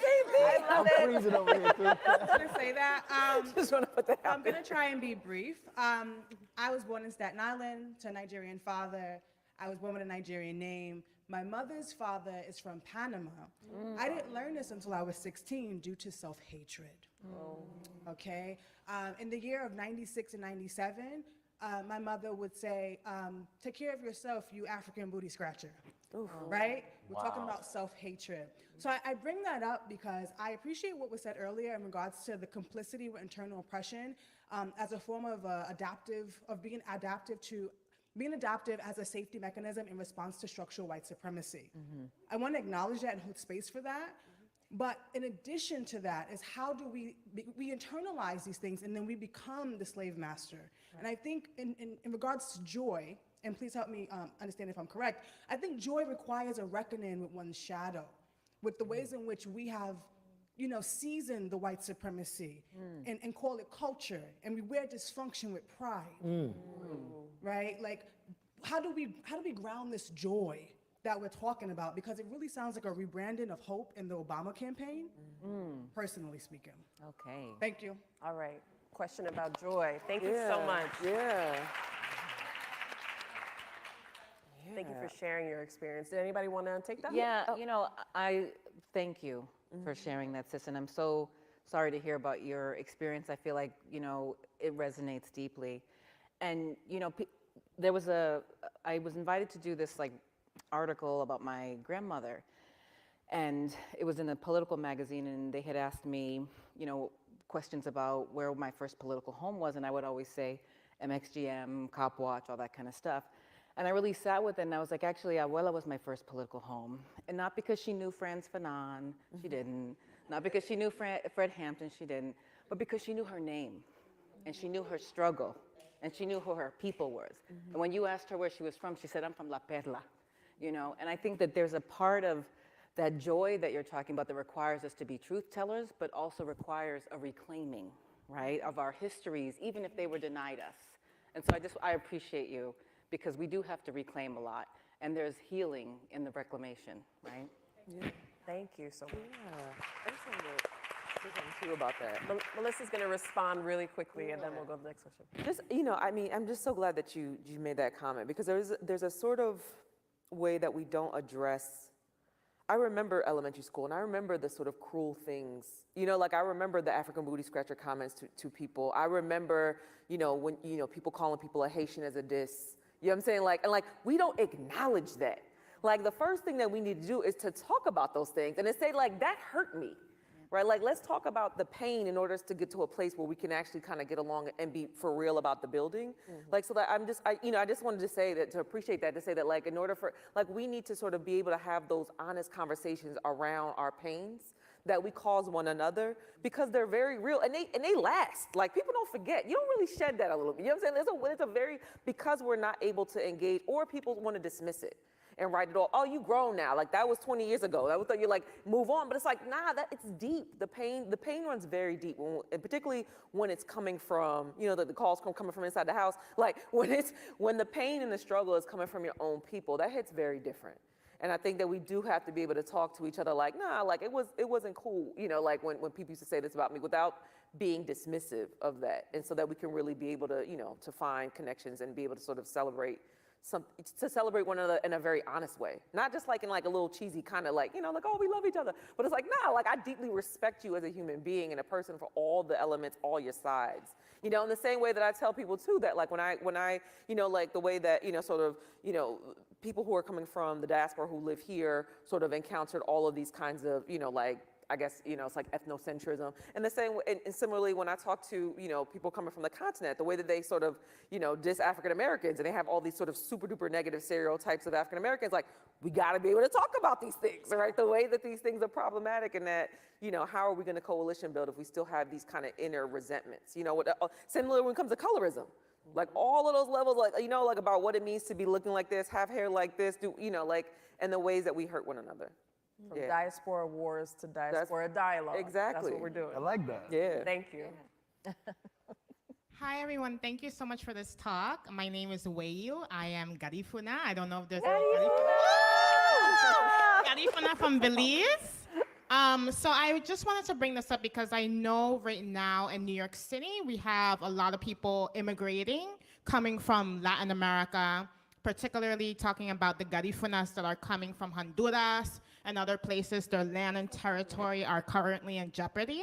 And just the systemic violence that goes on around anti-Blackness, not only from white Latinos, but also from mestizos, and there's also a situation in Belize as well. So what should be a conversation or the center of a conversation when we're talking about migration issues, as it stems from not only the Latin America, but how it affects New York City? Thank you. Great question. You got some folks that work here. Yeah. Because a lot of Afro-Latinos are being erased in that conversation. Right. Yes. The assumption is always that Black people are not part of the immigration conversation, when we definitely are. Anybody want to take that before we wrap? Well, I have a good friend who's Garifuna, so shout out to the Garifuna people. He was from Honduras.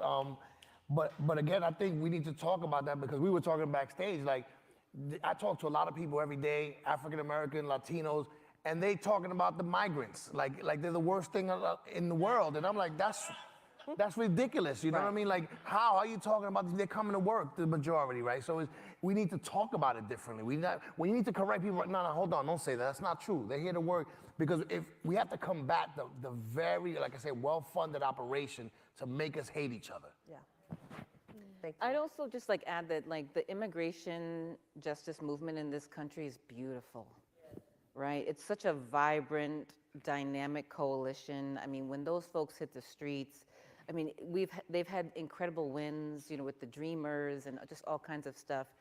But also like a core of how that coalition has been able to be built in such beautiful ways, carrying a multitude of identities within it, is in acknowledging that the American immigration system was built on anti-Blackness, right? It was built to keep Black people, Black immigrants, out of this country and to continue the subjugation of Black people in this country.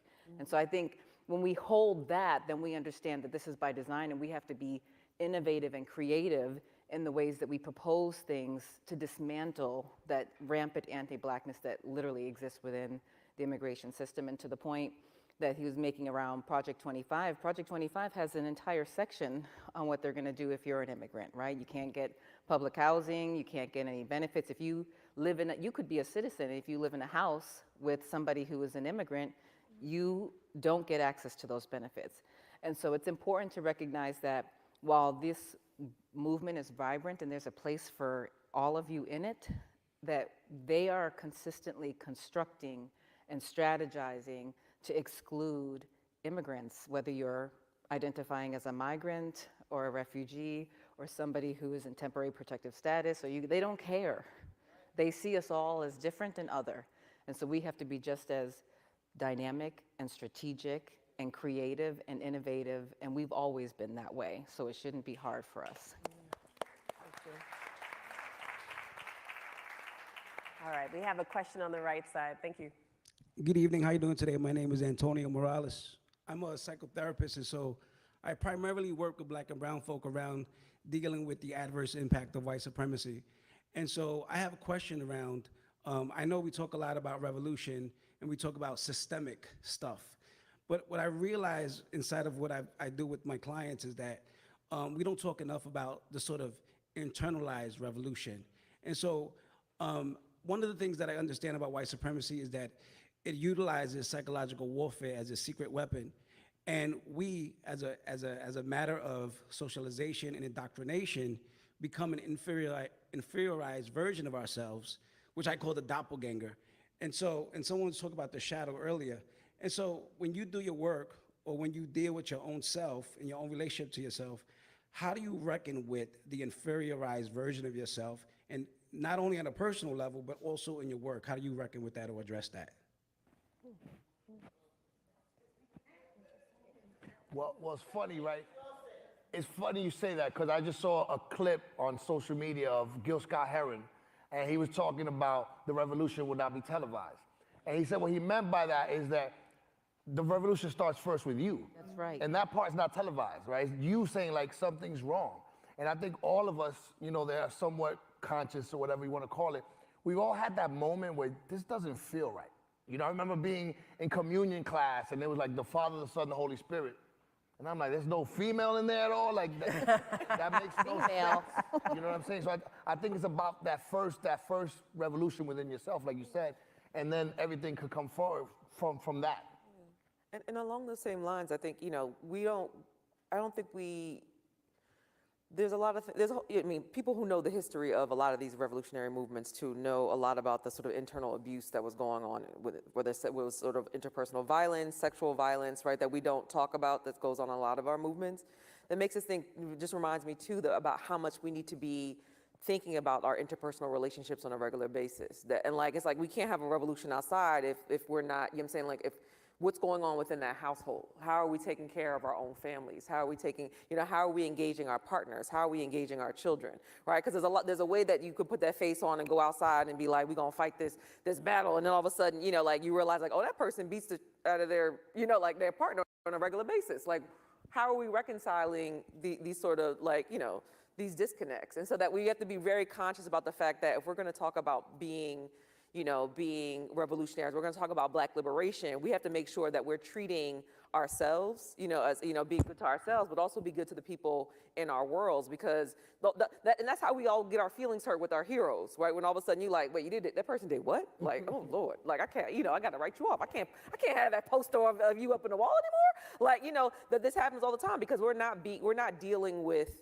those kinds of, you know, and again, a lot of this comes from all of that oppression, all that's kind of like, you know, that we deal with on a regular basis, and we take it home to our families. And so we want to make sure that every day that we are being the kind of models and the kind of people, we want to live in a better world, then we need to be better to everyone around us first, and see, you know, like, so it's important, and as you're, you know, talking about that, like, yeah, like that's the revolution. We need to have a household revolution too, right? Because folks out here being real janky and then be out in the front lines like, like, come on now, like, let's keep it consistent. I can speak about this just from an author's perspective. So this is a superficial example, but even up until the last moment when I was working on my book, I was thinking my hair has to be straight so it looks professional. It has to be like I rushed to get my hair straightened so I could take this photo, and I was still decolonizing my mindset up until the moment that the book came out, right? I was reflecting on the fact that I had made it into certain spaces where I thought I would finally feel valuable and comfortable, and even when I got into those universities or I got that job, like I still didn't feel enough. I didn't feel comfortable in that space, and I realized, oh, okay, you've been taught that you have to mimic, that you have to lose yourself, that you have to assimilate in order to be this successful person, but actually it begins with you. It begins with knowing that you're enough, that the hair grows the way that it's supposed to, and that it doesn't make me better because I change it. And so I thought that through telling the story in America Negra, that we take some of that mask off, and we start to be honest about what it's like, even when you make it into certain spaces that are validating from sort of a white perspective, that's actually not what you need to feel whole. I think a lot of us have to come back and tell the truth. And too many of us, we want to go away or we want to climb, and we don't come back and we don't tell the truth. And so I think there's power in truth telling to decolonizing our minds. Do we have another question? All right. Hey, everybody. My name is Alex, and I'll get straight to my question. Thank you. What are some strategic ways that as young people we can apply today to bring awareness that actually resonates to people that don't even know that they're practicing self-hate? Yeah, so good you shocked the room. Everybody's, we're talking strategy panel. What can we, you are all, you've done the work. I'm looking at you, Beatriz. I know, I feel like you know the answer to your own question, right? Young people are doing this every day. Like, I sometimes am jealous of this generation because of the tools and resources they have at their fingertips, the opportunities that they have that we dreamed of, right? Young people make content every day that lifts up and celebrates AfroLatinidad, that celebrates our culture, that asks curious questions about how we say different things, how we do different things as a way of connecting and building solidarity. And so while I don't always advocate for social media, I think it's do what y'all are doing. Make the content, have the conversations, be in these spaces, carry those conversations forward, have the difficult conversations, join these social movement spaces, and do what you're doing, because y'all are already doing it. I feel like you had the answer to that question already. Yes. For the people, for the culture. I got you. But one concrete way I think, and I've been thinking about this for a while, is Juneteenth, right? I think Juneteenth is gotta be more, right? Juneteenth especially here in Harlem, right? Like Juneteenth is a way of bringing us all together, right? Saying like from now on, Juneteenth is a way that people of the diaspora celebrate liberation. And I've been thinking about it for a while. Like I think we could put teeth into it. Like this is what it means. Like this is liberation for all of us, for all Black people. And I think we need to really think along those terms. Thank you. All right, I think we have one final question, and then we will hear from Dr. Marta Moreno Vega. Yes. Hi, my name is Tersa. I'm also Garifuna, so shout out to the Garifunas Woo, here. woo, woo. From both Honduras and Belize. And first I wanted to thank Stephanie for starting off with a poem, starting this whole conversation with arts. Yes. Because it really had me, the conversation about language and native tongues had stuck with me throughout this whole entire conversation.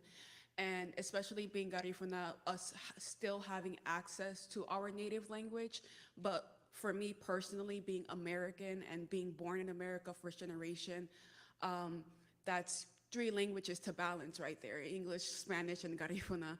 And something that I've been thinking a lot about, especially within the Afro-Latino community, is that sometimes we feel the need to claim that Latinidad by our closeness to the Spanish language, just like what Stephanie was saying within your poem. And I think for me, I just kind of wanted to bring about into the conversation again about the topic of language and how do we step away from the Spanish language into embracing our native language. Considering that that's an extra effort of going into the archives, going into spaces that we may not, at least for me, may not have direct access to because of the barrier of language. So yeah, that's just a question I wanted to bring about here. Excellent question. It is very good. In many ways, the question, right? Because often that's the first litmus test. Do you speak Spanish? Before people will even consider you a part of the community. And then you come to find out, even if you speak it fluently, people still question you anyway. So what do you think about language? Maria? Oh, please, go ahead. I think language, especially as a sociolinguist, Spanish language does not have to, and I know it doesn't mean the same for everyone, especially those who question if you are really Latino or no, but that does not determine what you are, like if you are Latino, especially here in the United States, where you're in a situation of language contact, and you're a perfect example of that. As a first generation Garifuna young woman who speaks 3 languages. So, yeah. Yeah, and I was, it's got me thinking about the idea of just the way that people get denied language, particularly because I can say as a child, I was denied Spanish. That was not offered to me as an option, which is why like my son now, his primary language is Spanish. Because he's not going to experience what I did, which was that, again, that sort of, it wasn't, and for me, it does feel like a bit of a racial thing where it wasn't presented to me because I was Black. But, and it wasn't until we think about the different ways that Blackness shows up and the way that Latinidad shows up, where my Blackness is not Latino and, and my Latinidad is not Black. So that creates sort of a disjuncture, which also means that like that idea of I don't have that, because again, people do have this privileging of Spanish, and it's like, again, not thinking about it as another colonizer's language, like it is a colonizer's language, like English is a colonizer's language, Portuguese is French is these are all colonizers' language, but colonizers' languages, but sort of there's this way that because it can create a boundary, that it can say like, okay, these people are Latino, these people are not. So then it becomes privilege in a way that's deeply problematic. But also like these other languages have also been denied to us. So this idea of a native language for those who are of African descent in the U.S., unless you're from, like, whether you have Garifuna or Palenque or one of these places that have sort of retained these remnants of sort of African continental languages, then that has been denied to us as well. And so this is a way that so for me, I find it difficult to privilege language in that way because it's been denied to us. And I don't want the people who are here, who are native to this country, who have been in this country for hundreds of years and don't have access to that, or who have been denied, Spanish or denied, their indigenous languages, to feel also that they are outside of having a connection because of that. So it's a little, I'm also always just struggling to think about language because it's a thing that once you sort of deny someone of it, it's a way of thinking, a way of imagining the world that, yeah, if you're outside of that framework, you aren't thinking in that particular way. So it's a complicated thing. There's also like another piece of it too, where you have like a huge swath of Black Latina people in cities across the country that don't speak Spanish. Right, and whose Latinidad is denied them because they don't speak Spanish, to your point, right? And I do think it's important for us to both, like in the way that oppression is sort of stewarded culturally, to recognize that sometimes that the sort of isolating people from culture because they don't speak a certain language, but they live and breathe the culture, is also a form of anti-Blackness, right? It's a form of anti-indigeneity. It's a form of, subjugating people from a culture because they don't fit into one thing. And I think that the language piece hits very deeply with a lot of Black Latina people. I know for me personally, like I grew up in a Spanish-speaking household, and even to this day when people ask me if I speak Spanish, I say, no, I speak Nuyorican. Because it's a language in and of itself. And I think that's important, but for years it was something I said out of shame. And I think it's important to recognize that there's a multitude of ways in which, language is denied, but also a multitude of ways in which language is used to isolate people from a rich culture by which they come from, to segment them away from their people, and to ultimately do what I think a lot of Afro-Latina people experience, which is to sort of live in this amalgamation between Black and Latinx.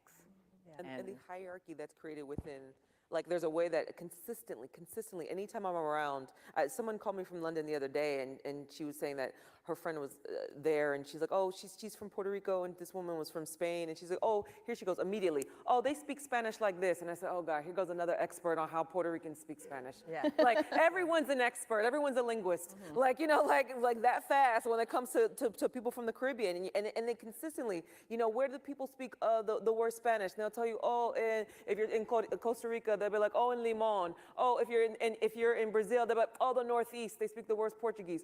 And just consistently, wherever the Black people are, that is where the worst version of the Spanish or Portuguese just magically happens to be. You know, and it's a way that they can, again, sort of build that like, oh, you don't even speak it properly. And then the whole Caribbean is you know, speaks Spanish improperly according to those who are apparently are the, you know, the experts, all the experts. You know, so it's just fascinating to watch how, again, how Blackness, that anti-Blackness gets built into the ways of even speaking the language.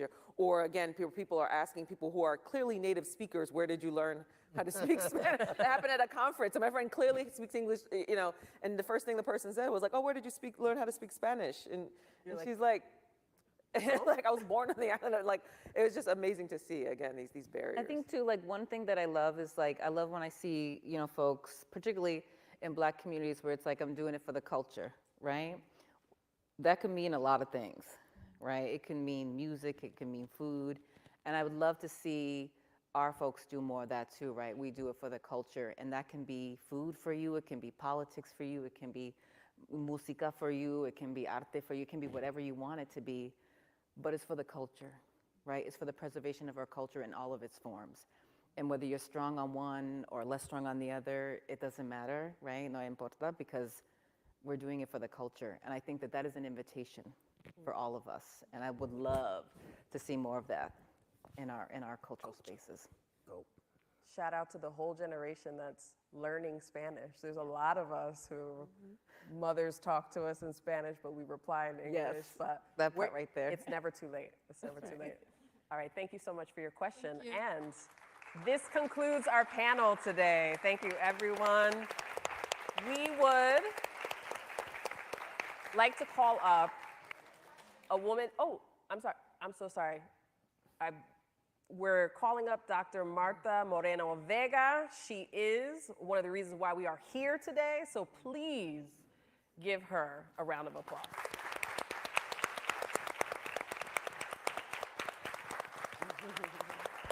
Should we clear the stage? Muy buenas noches. Muy buenas noches. Good evening. So I'm going to be very brief because it's too cold in here, and I'm cold. I want to thank Joy Burns for inviting us and letting us be here to have this conversation. Kevin Matthews, thank you so much. To the panel, thank you for being so amazing and brilliant. And to the team that put this together, because my son was diagnosed with cancer and I had to step out for a minute, and an amazing team put it together. So thank you all. Please stand. Sandra, Ashley, Josue, Olga is up there. So it has been a wonderful journey working with this team. But I'd like to say something. We're in New York City. We are all here, all of us.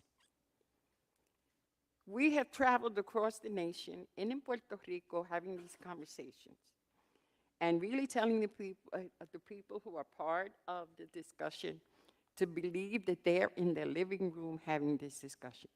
The idea being that you're going to go home and have these discussions with friends. The reality is that we're all seeing the danger that is facing us. We're all seeing it, and we're too silent. We're too silent. So the point is we're here, and we're not going nowhere. We're not going nowhere. And New York City is an experiment because we're all here. I see my sister sitting over there, right? from another mother, but she's my sister, right? I see a brother sitting there from another father, but he's sitting there. And it's our responsibility to make the living room New York City. Because we're all here, and if anybody's gonna work it out, it's us. Because the majority of us have come from different places. And now people are going to North Carolina, going to other states, but New York is still the hub of Blackness. Whether we speak Spanish, whether we speak Creole, whether we speak Spanglish, like I speak, so that we have an opportunity, and that's in our hands. My granddaughters are going to have less opportunity than I've had. Less opportunity. All of our grandchildren, all of our nieces and nephews. That means that we failed to a degree. Because some of us have reached higher education, but my mom taught me and my dad taught me on 102nd Street and 3rd Avenue in East Harlem, nobody's better than me, and I'm no better than anybody else. But if anybody thinks they're better than me, kick ass. So this is the time. Thank you for being here. Ooh. In the bookstore, Natasha's book is there, and I'm so very proud. My book is there too, I was surprised. So thank you. Please go to the bookstore and support the work that we're doing. Thank you. Thank you.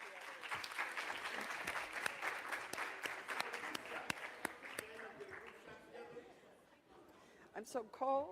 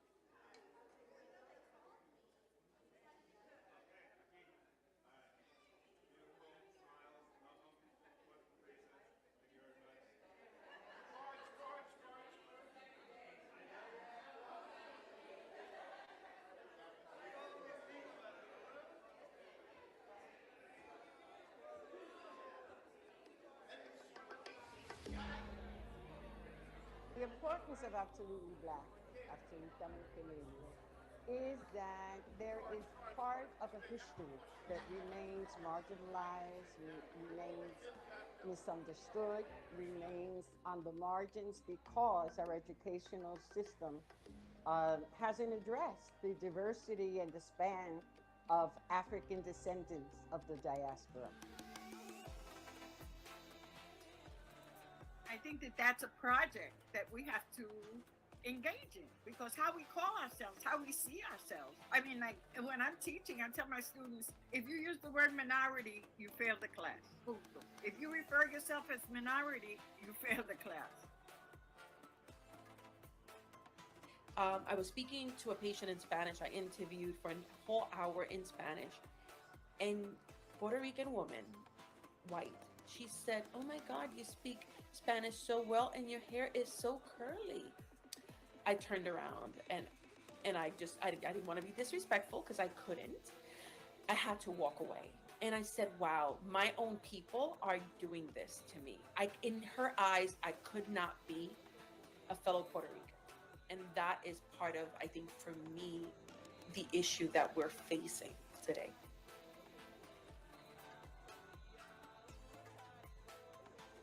As we talk about education, as we talk about the way we socialize with one another, it's also important that we understand how we express our own identities because it influences the way people express themselves. So it's bigger than just the people who are teaching us Black history, but how we teach each other about each other as well. And when we go outside the door, people are like, oh, you Black. And then when we approach the African American communities, let's call them the English-speaking communities, because I want us to think about how the colonial languages are the only thing dividing us, because the racism is the same.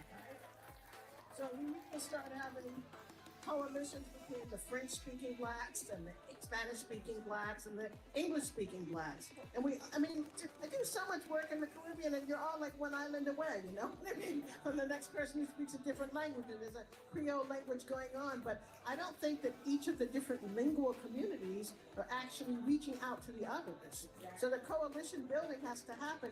I mean, we're all talking about Blackness. You're talking about anti-racism. You're talking about racism in American society.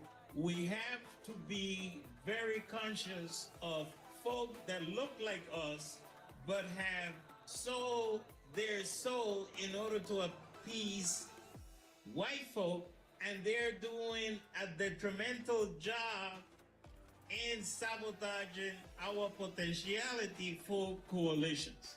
We are not shaming individuals that look like us, but have a different agenda. We are nice. Somos buenos. Somos santitos. Y no damos macetazos donde tenemos que dar los macetazos.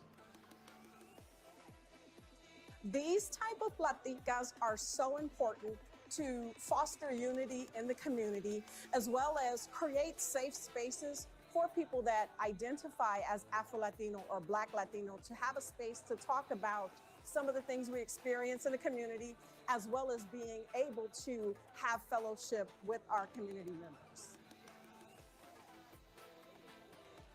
Like New York, because it's such a metropolis where like it was such an influx of different migrants from different places, of so many Caribbeans, but we migrate with our colonial conditions. You see what I'm saying? So like tons of West Indians in New York, but you know, they have like a British colonized sensibility versus Dominicans and Puerto Ricans who have like a Spanish colonial, you know, disposition. And you throw into the mix, you know, African migrants, and then and you know, they tend to be more Muslim, you know, and so there's that. And so then like beware of monolithic ideas about how we're all Black, and so then we're in solidarity. Yo creo que Puerto Rico ha estado bien ausente de sentirse caribeño. Eso es un problema que tenemos como país, y miramos siempre el ejemplo hacia el norte. Nos miramos relacionados con los Estados Unidos, pero no relacionados con los mismos que hablan igual que nosotros o que comen lo mismo que nosotros, el Caribe, Latinoamérica. Esas conversaciones, y por eso estos foros son importantes, igual que otros espacios que participamos, aunque tenemos que siempre enfrentar el reto también de que el otro, ¿verdad? El otro caribeño como nosotros, a veces yo he estado en lugares y me dicen, pues tú eres americana, o tú eres, o los Estados Unidos. Yo creo que también Latinoamérica necesita entender un poco la relación política que tenemos en Puerto Rico, porque nos pasa. Yo he tenido discusiones fuertes con hermanos y hermanas latinoamericanos que viven en los Estados Unidos, y cómo muchas veces se rechaza al puertorriqueño porque se entiende que los puertorriqueños somos los nenes lindos del planeta. Y no. Like I said, I feel like my classes are tools for students, right? There's a reason why in the encampments, one of the main things they do are teachings, because knowledge is power. Knowing about this history is power. Understanding these ideas and these logics are power. Knowing our history is just knowing it. We don't forget ideology. I tell people, I say, do you think I'm indoctrinating students? It's true, they're getting me. I said, all I gotta do is give them some articles on history, and they're putting berets on because they're mad that they didn't know basic history. They are angry they didn't know. They're revolutionary, and I'm like, whoa, okay, hold on a second. I'm getting there. They're like, let's go, and I'm like, okay, I'm there. But this idea that I'm like giving them basic history, that is why we see a lot of this effort to exclude that, because if you don't know this history is a way of understanding and then making sense of what is happening right now. You know, it's really not rocket science. It's a shell game, right? It's not rocket science. And I think, you know, when we talk about unity, I truly believe that the power of unity is greater than the power of fear. And I believe we're going to see that in November. Because if we don't, we talk about institutions surviving, we won't survive. As individuals, as communities, my granddaughters, 7 and 11, you never would have had me believe that they would have fewer rights, less autonomy over their own bodies than I did growing up in the 60s and the 70s. Can't have it. Not on our watch.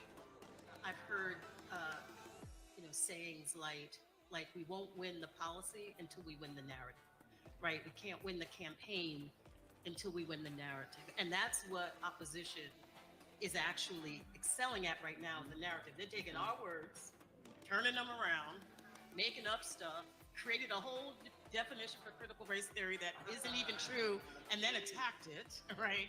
They're winning the narrative. They are loud. I heard Stacey Abrams the other day, someone who I just sit at her feet and learn, say we have to be loud with our narrative. And so I know all of our organizations are, and then to pick up Anna Marie on, you said organize at least 3 times. This is organizing work within the sector that we're trying to do. It's tough work, but we are organizing. I think one of the ways that is really important for us to connect about this conversation series and really to begin to talk about Blackness, especially AfroLatinidad, in the context of the United States, is by making sure that we're claiming that we're absolutely Black, that our phenotype, that our skin color, that our culture is a very Black Afro-descendant culture. And the reason why I think that's important is because oftentimes in both sides that Afro-Latinos work in, right? When Afro-Latinos deal with people who are Latino or of Latino descent or Latin American, and when Afro-Latinos deal with people who are African American, there's always a question about our Blackness, who we are as Black people. And I think that the reason why I was really excited that the conversation series is called Absolutely Black, Absolutamente Negro, Negra, Negre, is because it centers our experience around Blackness.